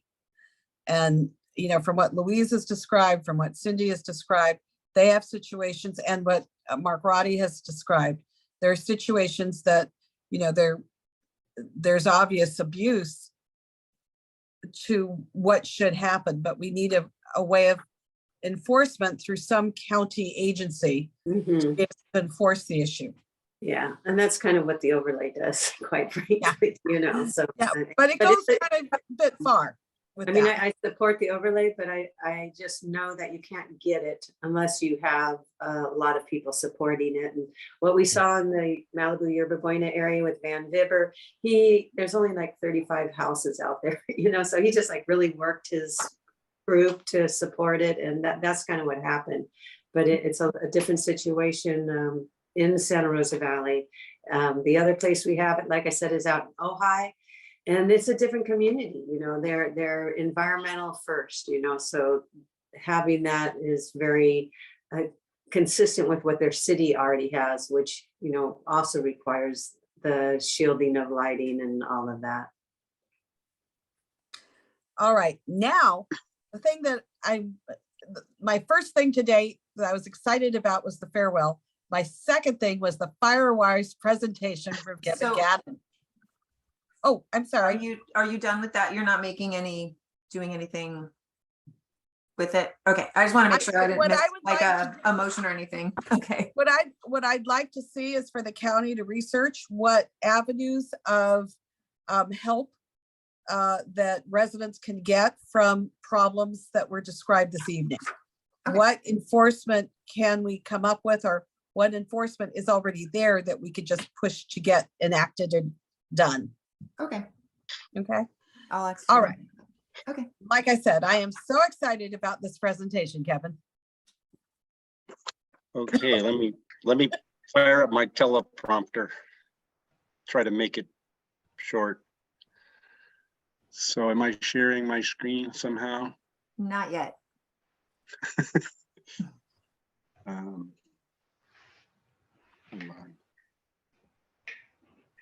Especially as we're going into fire season. I mean, to me, there's not many topics that are as important as this one. Oh God, wait a second. So if you need some help, I can kind of walk you through it. No, it's like I tried to put my thing on full screen, but then I can't hit share screen. Okay, so just exit out the top. It'll say exit full screen. Then it'll bring it down so you can get back to where you can get to the well, I think that's what I did. Oh, okay, make it smaller. Yeah, you've got to be out of full screen so that you have the icons at the bottom. Right. When you click share screen, it should pick up all the options on your desktop. And then click the one you want with your presentation and hit share.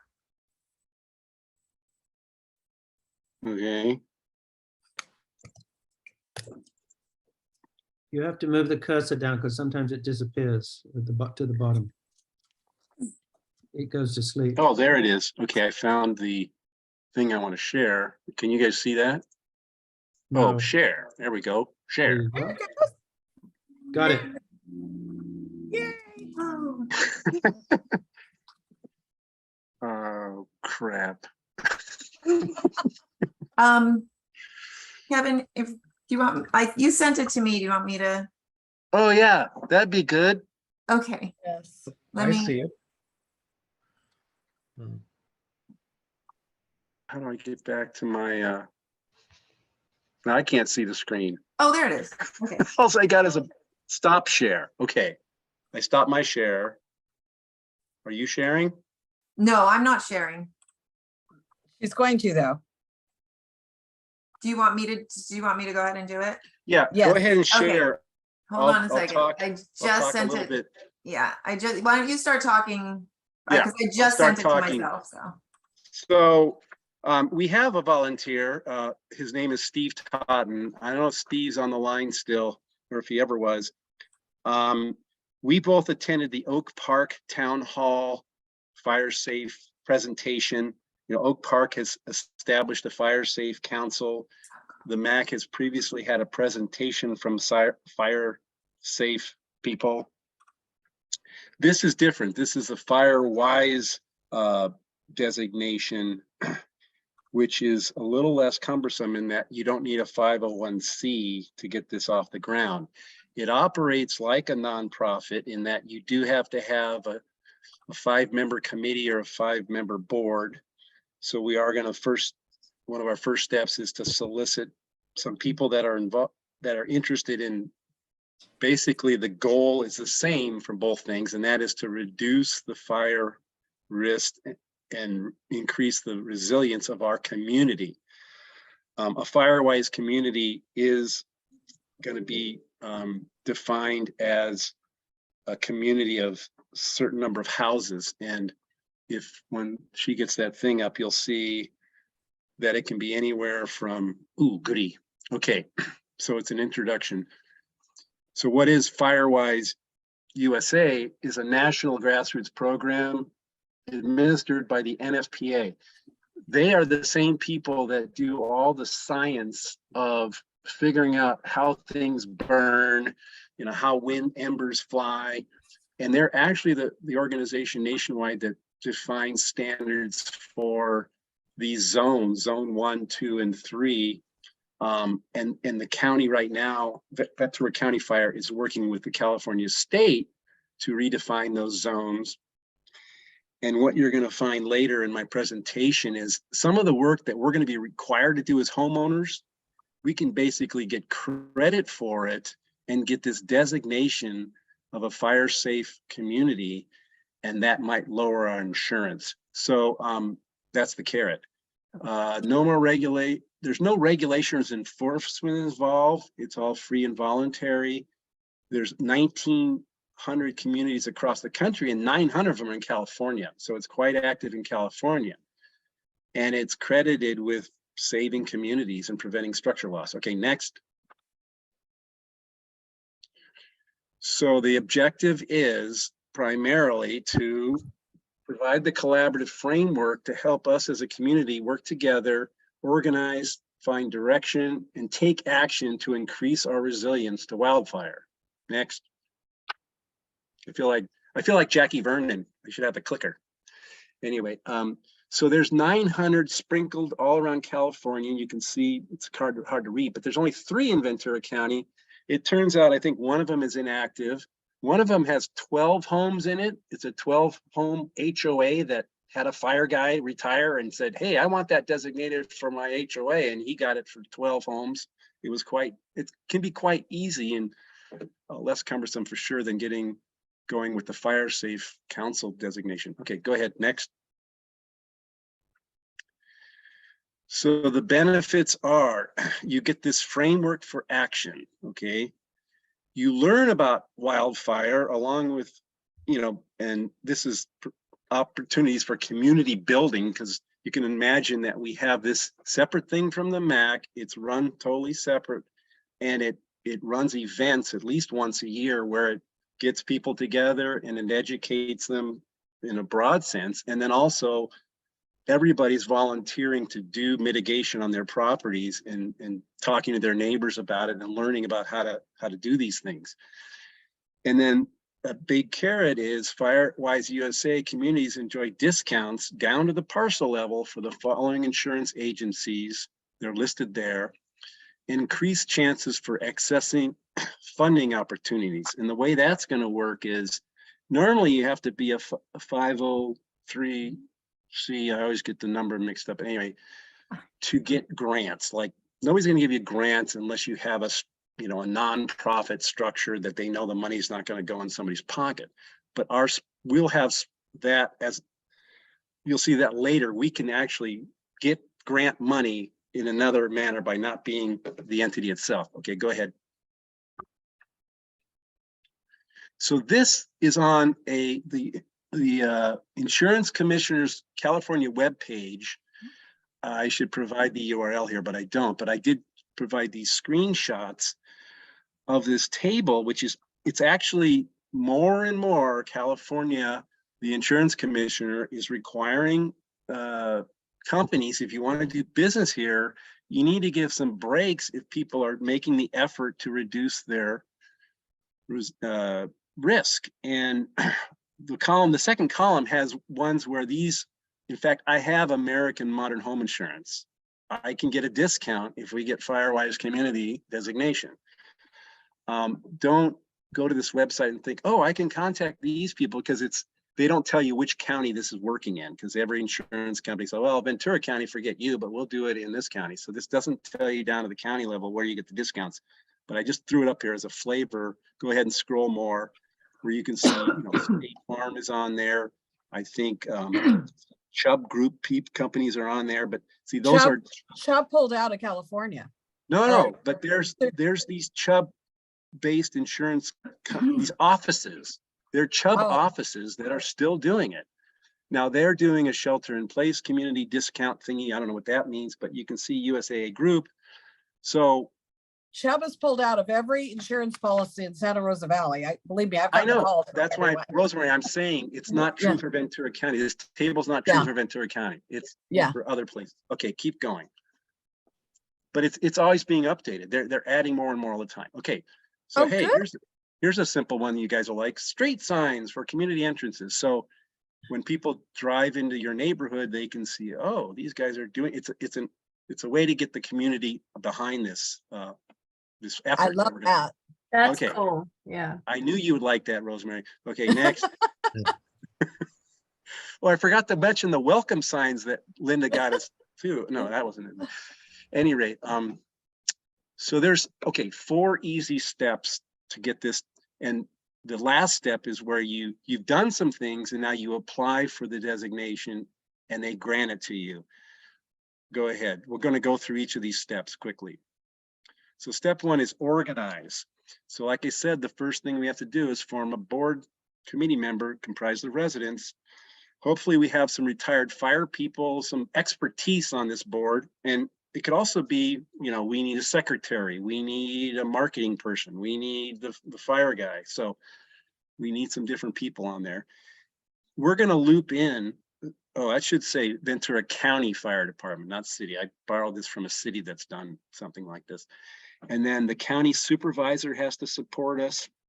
And then this Ventura County Regional Fire Safe Council, they are the umbrella organization that's going to provide us the nonprofit status that we need if we go after grants. Plus, they're going to provide us a lot of hold our hand as we go through this.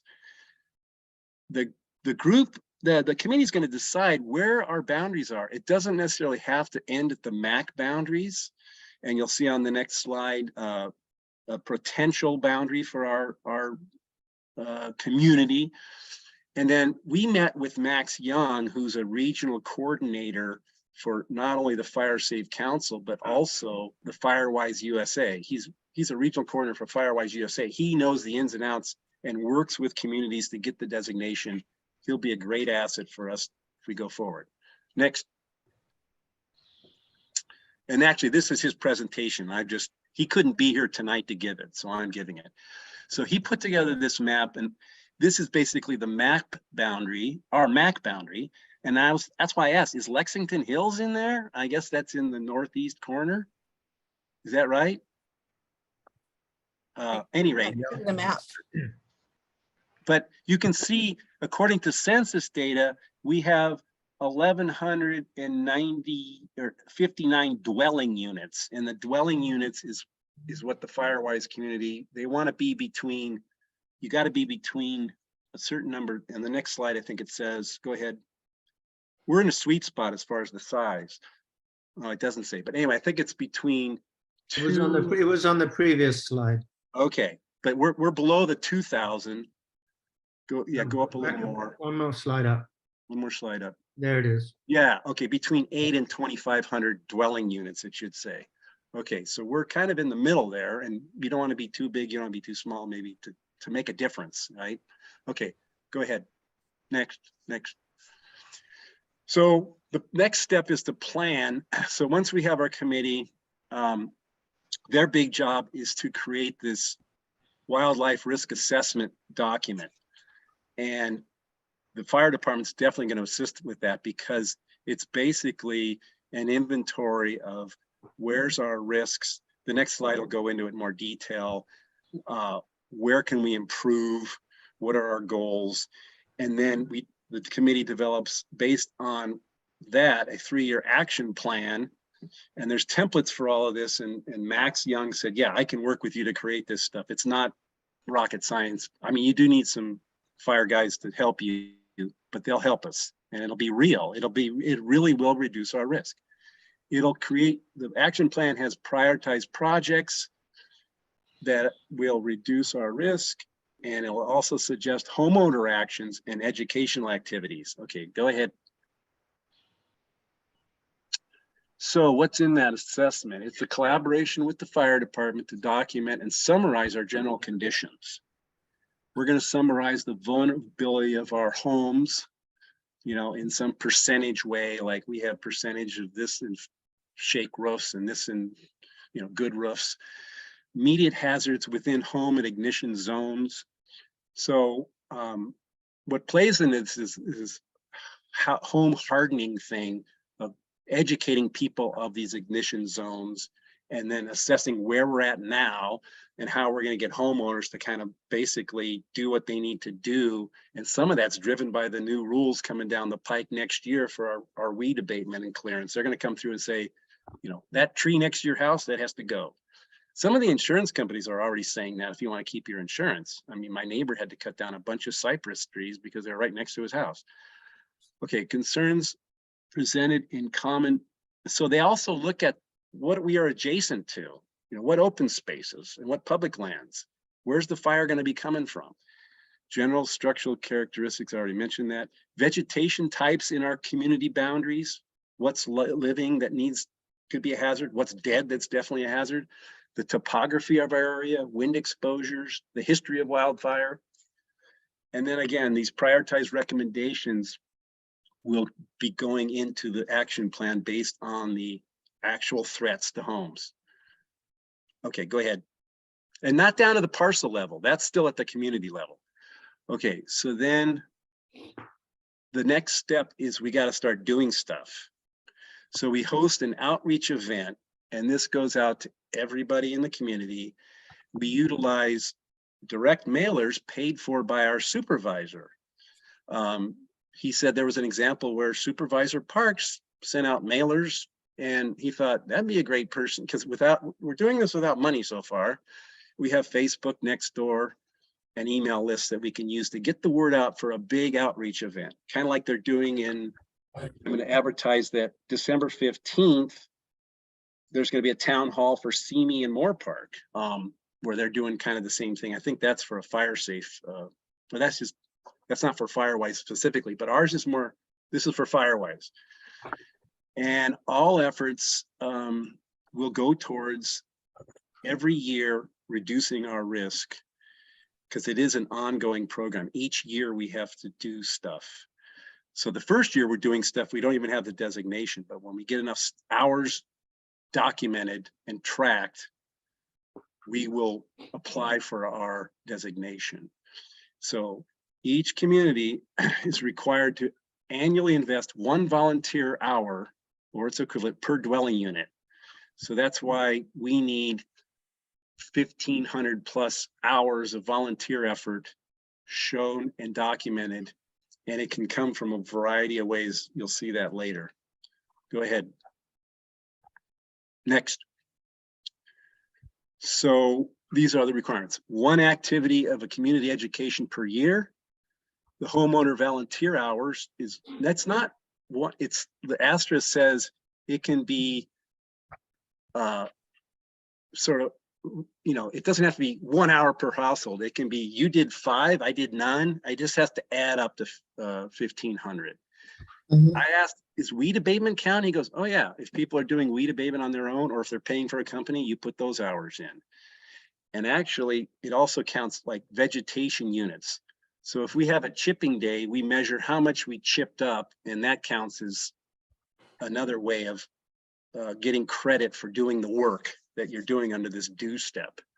And even meeting hours. So when we do the collaboration of the community event, if 50 people show up and we spend 2 hours, that's 200 hours right there. So even meetings, this talk right now is counting.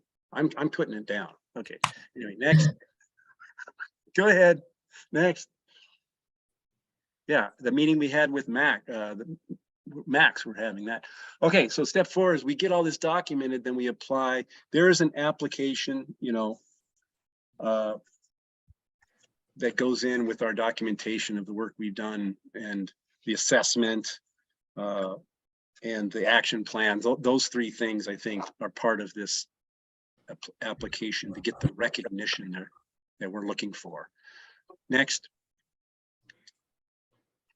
So this is the, how do we maintain the certificate of recognition? So every year we record and report our educational activities, our volunteer hours, and our vegetation removed.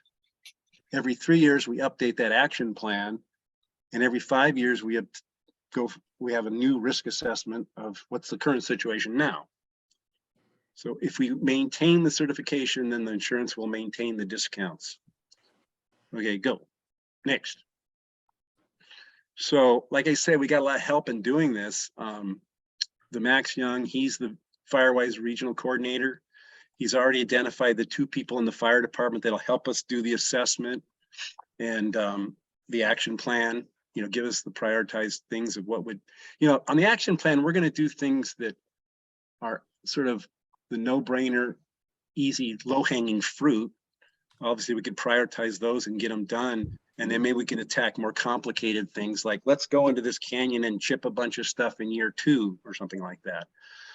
Because I think the action plan covers 3 years of like year 1, year 2, year 3.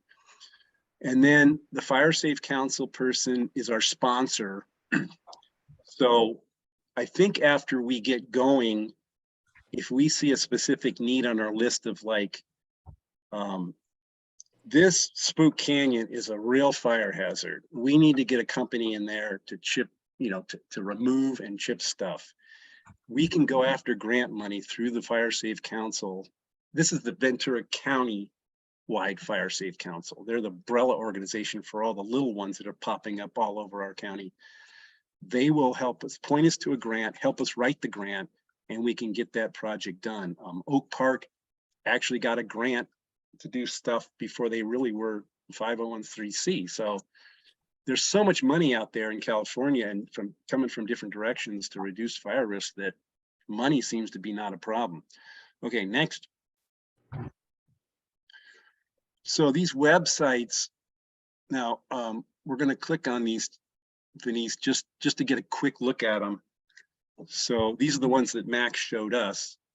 Okay, so this is step-by-step details. That was just a high-level presentation of how you become a Firewise designated community. And so you organize it, plan it. It's just basically telling you the same 4 steps that I just discussed.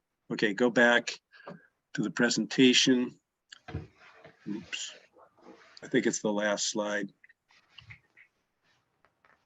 Okay, click on the next one. This is our Ventura County Fire Safe Council website. So go here, go scroll down. Here right now, they're working on a protection plans for different communities and for the whole county, but go down, keep going. So stop.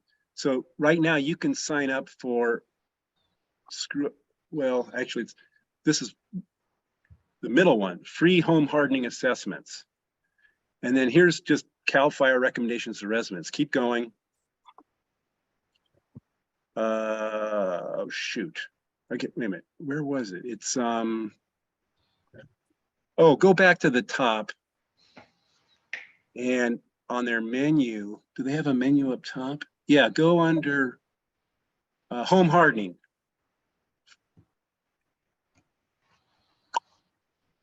So there you can sign up for one of these home hardening assessments. So if we can just even advertise this and people do this, we'll get credit for it as a, we'll basically document that, and all the stuff they do, whether they put little cheap screens on their vents or they tear out landscaping, whatever they do on their own, with the help of like this organization, we'll get credit for it.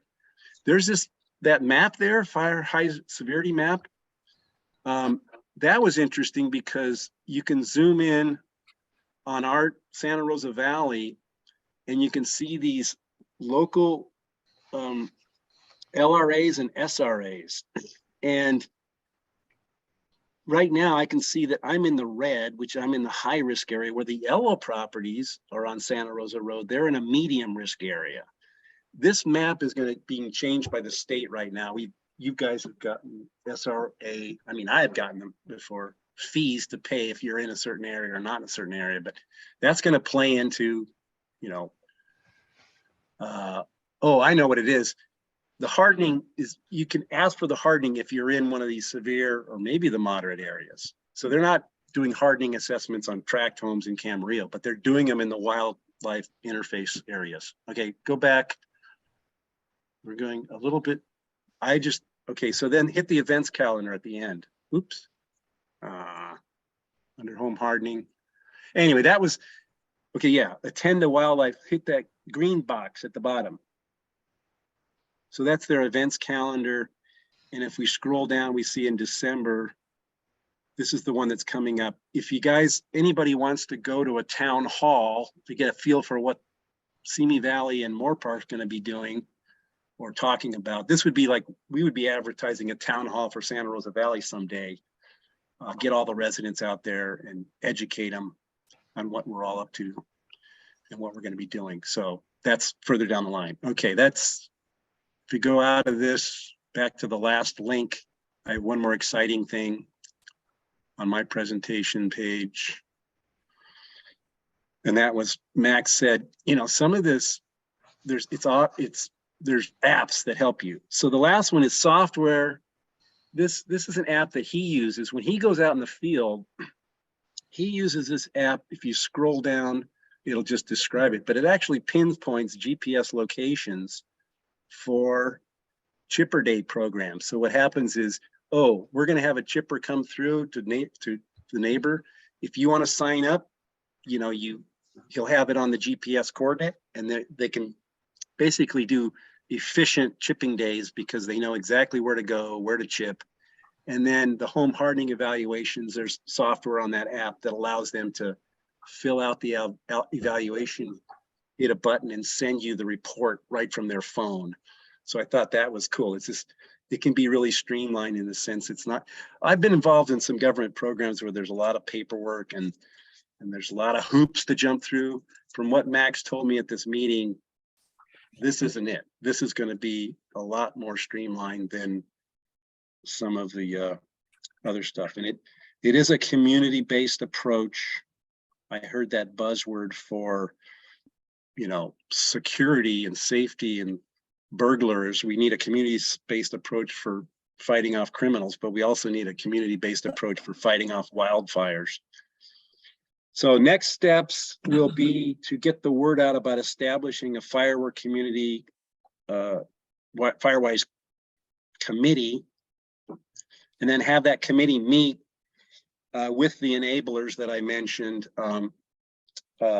Max and these other folks, the fire guys, get us going that have been through it before, get the committee going, and then get the committee to create that WRA and the action plan, and then have our big town hall to tell people about it and then get people working on documenting their hours. I So mean, is that a proposal that you want to make to the MAC as an action item? well, we're in the information category of the agenda, but there's nothing for the MAC. I mean, I guess from the MAC, does Steve and I have the green light to keep pursuing this? But you don't need the max. This No. is separate from the MAC. The MAC Right. it should not be, Right. this is a community-based thing, not a government-based thing. So Exactly. MAC So no, yeah, actually, This to is answer all your question, information. Rosemary, no, I don't need a motion or anything like that. Okay, well, I know that the community would definitely support this. From everyone I've spoken to, this is something that people are very concerned about, especially with the likelihood of, 2 years in a row having devastating fires in the area. This is something that we all do need to work toward, and you have a lot of community support for. And your investigation of this should be commended, and we salute you. And please continue. Well, yeah, I don't know what my bandwidth is. I can probably get super involved in this or just stay super involved with the MAC, but I don't know if I can do both. But that's why Steve volunteered to, at least I've got one guy, but we need to get the word out to see who else. Like if we could put on your list server that we're looking for volunteers, like you said, if there's a lot of people are interested, we'll have a kickoff meeting and see who wants to stay on the committee, or, like the MAC got formed. I mean, you were there when the MAC got formed, Rosemary. How did that happen? Yeah, well, it wasn't easy. We had Linda Parks behind us. But no, I mean, I think that this is something definitely I will send out with social media. I need you to write something for me to tell them to go to, basically. Yeah, we'll talk to Steve about where we want to meet and when and that kind of thing. Okay. All Okay. right, wonderful. Michael? Kevin, what sort of discount do the insurance companies offer if you're in a Firewise I committee? think that was in the table. Sorry, I think it might only be like 10%. California Fair Plan was on that list too. So Right. I would get at least a 10% discount. I think it was 10%. A lot of people at Priscilla are on California Fair Plan. Mm-hmm. I think the important thing is we're worried about the fire, number one, but then, getting a little money back on our premiums would be great too. Okay. All right.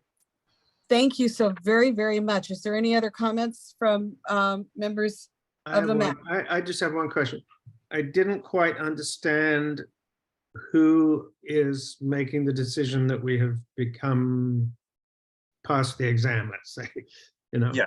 And I mean, is it you just send in paperwork and somebody somewhere says, yeah, you're in?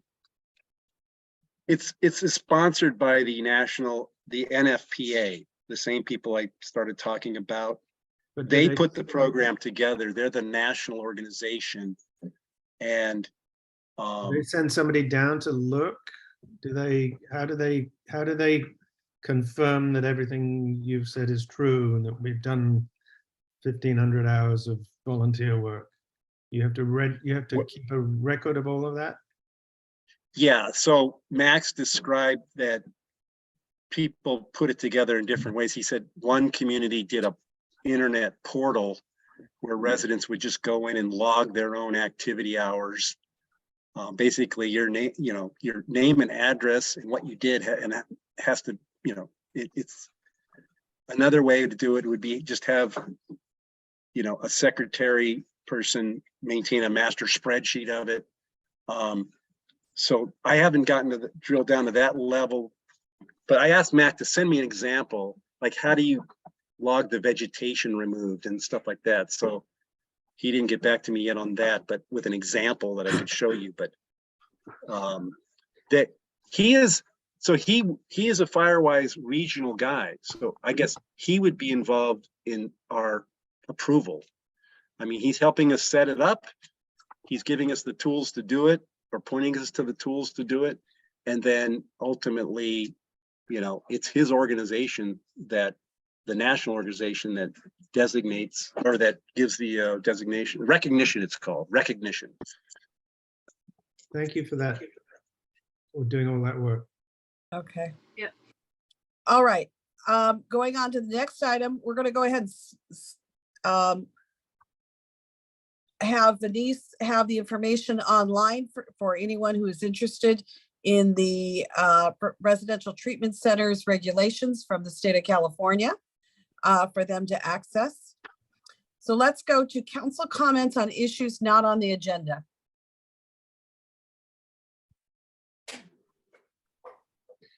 Mark? Just very briefly, I have received a couple of questions about when the trail will reopen through the Santa Rosa debris basin where it was removed.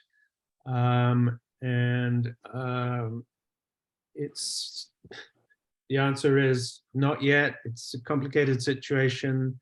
There was litigation with the county and litigation with the HOA from one of the homeowners there. So everything's kind of being kept under wraps, but there are, I know that the HOA is working hard or continuing to work to get that open. And again, I'm getting questions from, people whose children want to go to school that way. So hopefully one day we will be able to get that so they can safely bicycle and then cross over at the light next to the school. So Okay, great. Update on that. Mark? Okay, Mark, Michael? I had a question about the debris basin, particularly the vegetation in there. I know the county was responsible for the first 2 years of maintaining it. When I peek in there as I'm driving by, it looks like it's really getting wild and crazy. I mean, have you looked at the vegetation that they planted and how that's being established? I have not looked at it I haven't been into it for a little while. No, so I don't know the answer to that question. Yeah, I'd hate to see the clocks ticking where the county walks away from it saying, well, it's established and it really isn't. And the community, the homeowners have to deal with it. Yeah. That'd be bad. Okay. Okay, Michael? Just wanted to thank Public Works for repairing the road on East Las Posas. There was some of the ground had sunken and there was a big step function going onto the bridge there, and they ground that down and they put in some asphalt, and so it's nice and smooth now for everybody. And the lighted sign at Yucca Road, they're working on replacing the lens on that sign. So I don't have an ETA on that yet. Hopefully by the next meeting. Thank you for following up on that. Thank you. Terrific. Okay, so now. One more. Rosemary, Yes. has anybody noticed the new signs that say, don't put up a structure and sell things along the road? No, I've missed that. Yeah, there's brand new signs. I haven't had a chance to read it, but I got the idea that it's maybe on the county roads, it was a standard to put these signs that tell you can't put a flower stand or a fruit stand. I hope not. I love well, that. I love them too. Yeah. What does it say, Amy? I don't know. I just hope that's not the case because they're not bothering anybody. I know. I love that little fruit stand. I always stop to buy fruit. So anyway, all right, off the record. Okay. All right, now it's time to go to public comments on items not on the agenda. For those that are interested in making a public comment, please raise your hand. Please click the raise hand sign. I have Holman Simon. Okay, Mr. Simon, why don't you go ahead and speak to us? Good evening. Thank you for a great presentation. I was through the whole meeting. I'm the owner of the 11365 Priscilla, and we became aware of this meeting last month that was taken regarding the so-called party house. Then I heard from some of the people on the meeting, and there were some informations that were not presented accurately, and we did not have the chance to have any comment or any documentation. We purchased this property in middle of COVID, and we were intending to bring our 4 children live there, but unfortunately, we had to stay closer to our mother-in-law and father-in-law for some issues, and so we ended up owning the property but not moving there. And we go there frequently, but we occasionally have rented that location. We've had stringent rules and regulations in terms of noise pollution and everything that our neighbors have asked for. We have that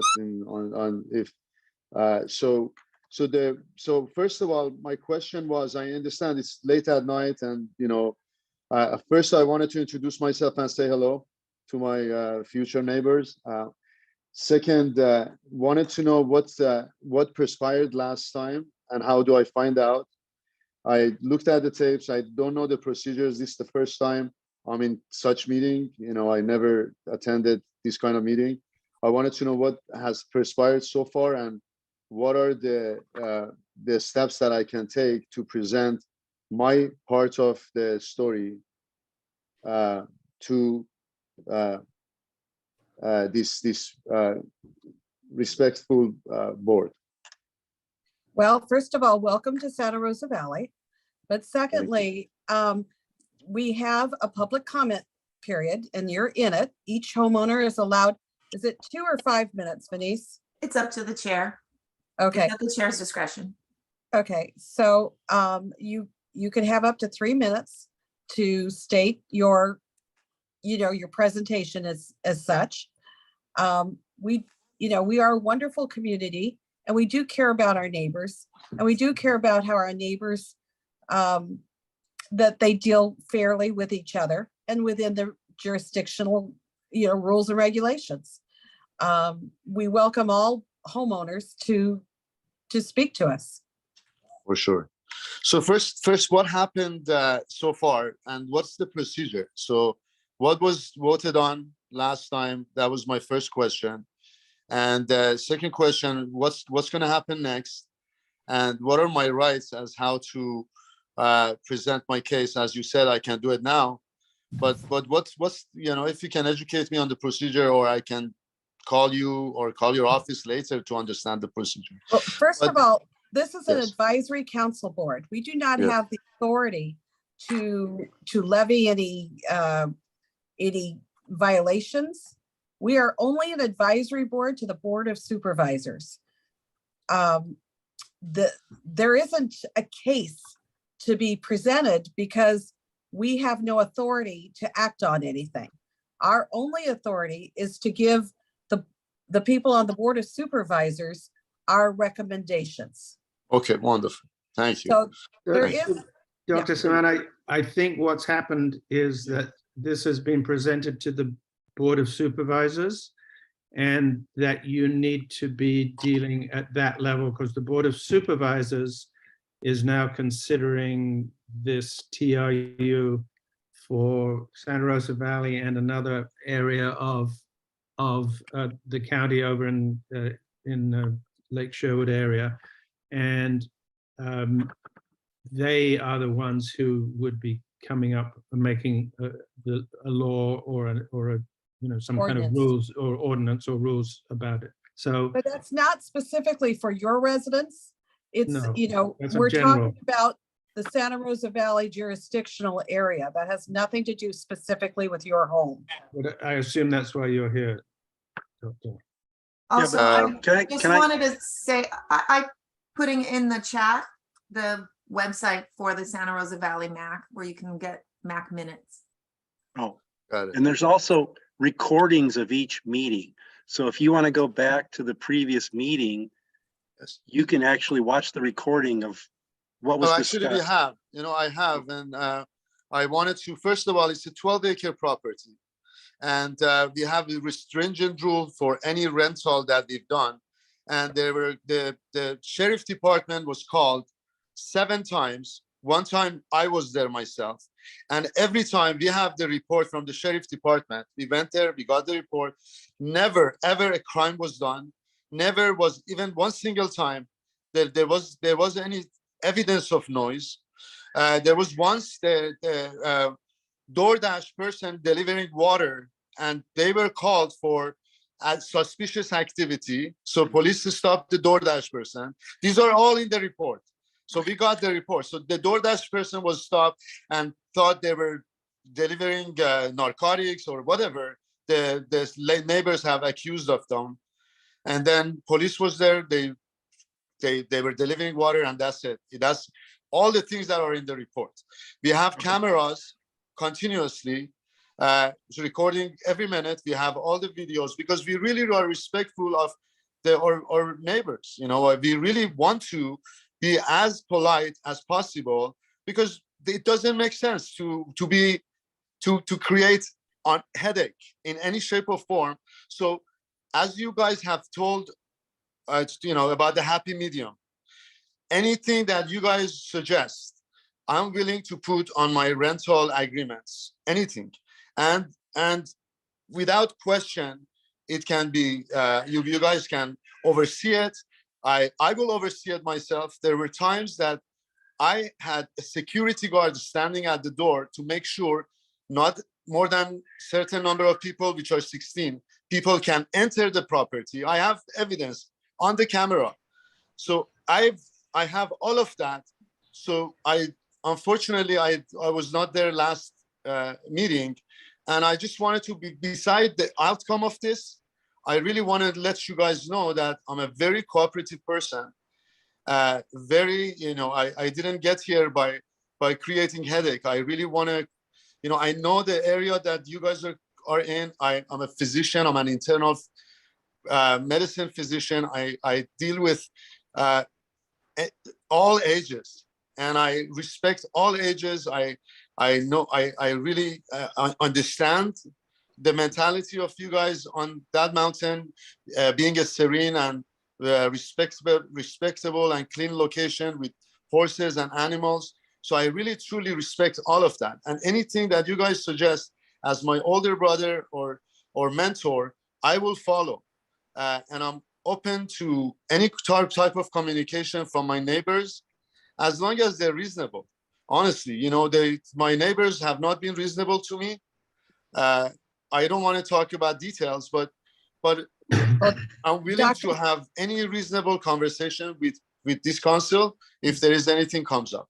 Okay. So Dr. I just Simon. wanted to make that. That's my 3 minutes. Thank you. Okay, Dr. Simon, could you please provide your contact information to Venice Terry? Of And course. the next time we do get, you know, reports, you know, not as a MAC member, but as personal people, we might be happy to contact you and just say, can we resolve issues? But it's good to hear that you're willing to work with us and work with your neighbors. But again, we look forward to the time you and your family moves into the neighborhood. Yeah, we're looking forward to it, to be honest with you. My email is in the chat. Yes, I have your email. I just wanted to find a way to communicate with you guys. Thank you for allowing me to speak my mind. I am anything that bothers you bothers me. I guarantee you. I promise you. And you know, I don't have to lie. You know, I don't, and I'm going to show you guys that I'm a man of my word.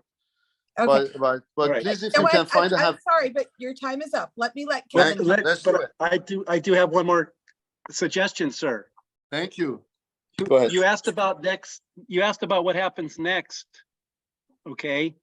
Yes. So what's happening next is the planning department. It's not the board of supervisors yet, but the planning department is going to consider this TRU overlay, which would put restrictions on not only you, but everybody in Santa Rosa Valley.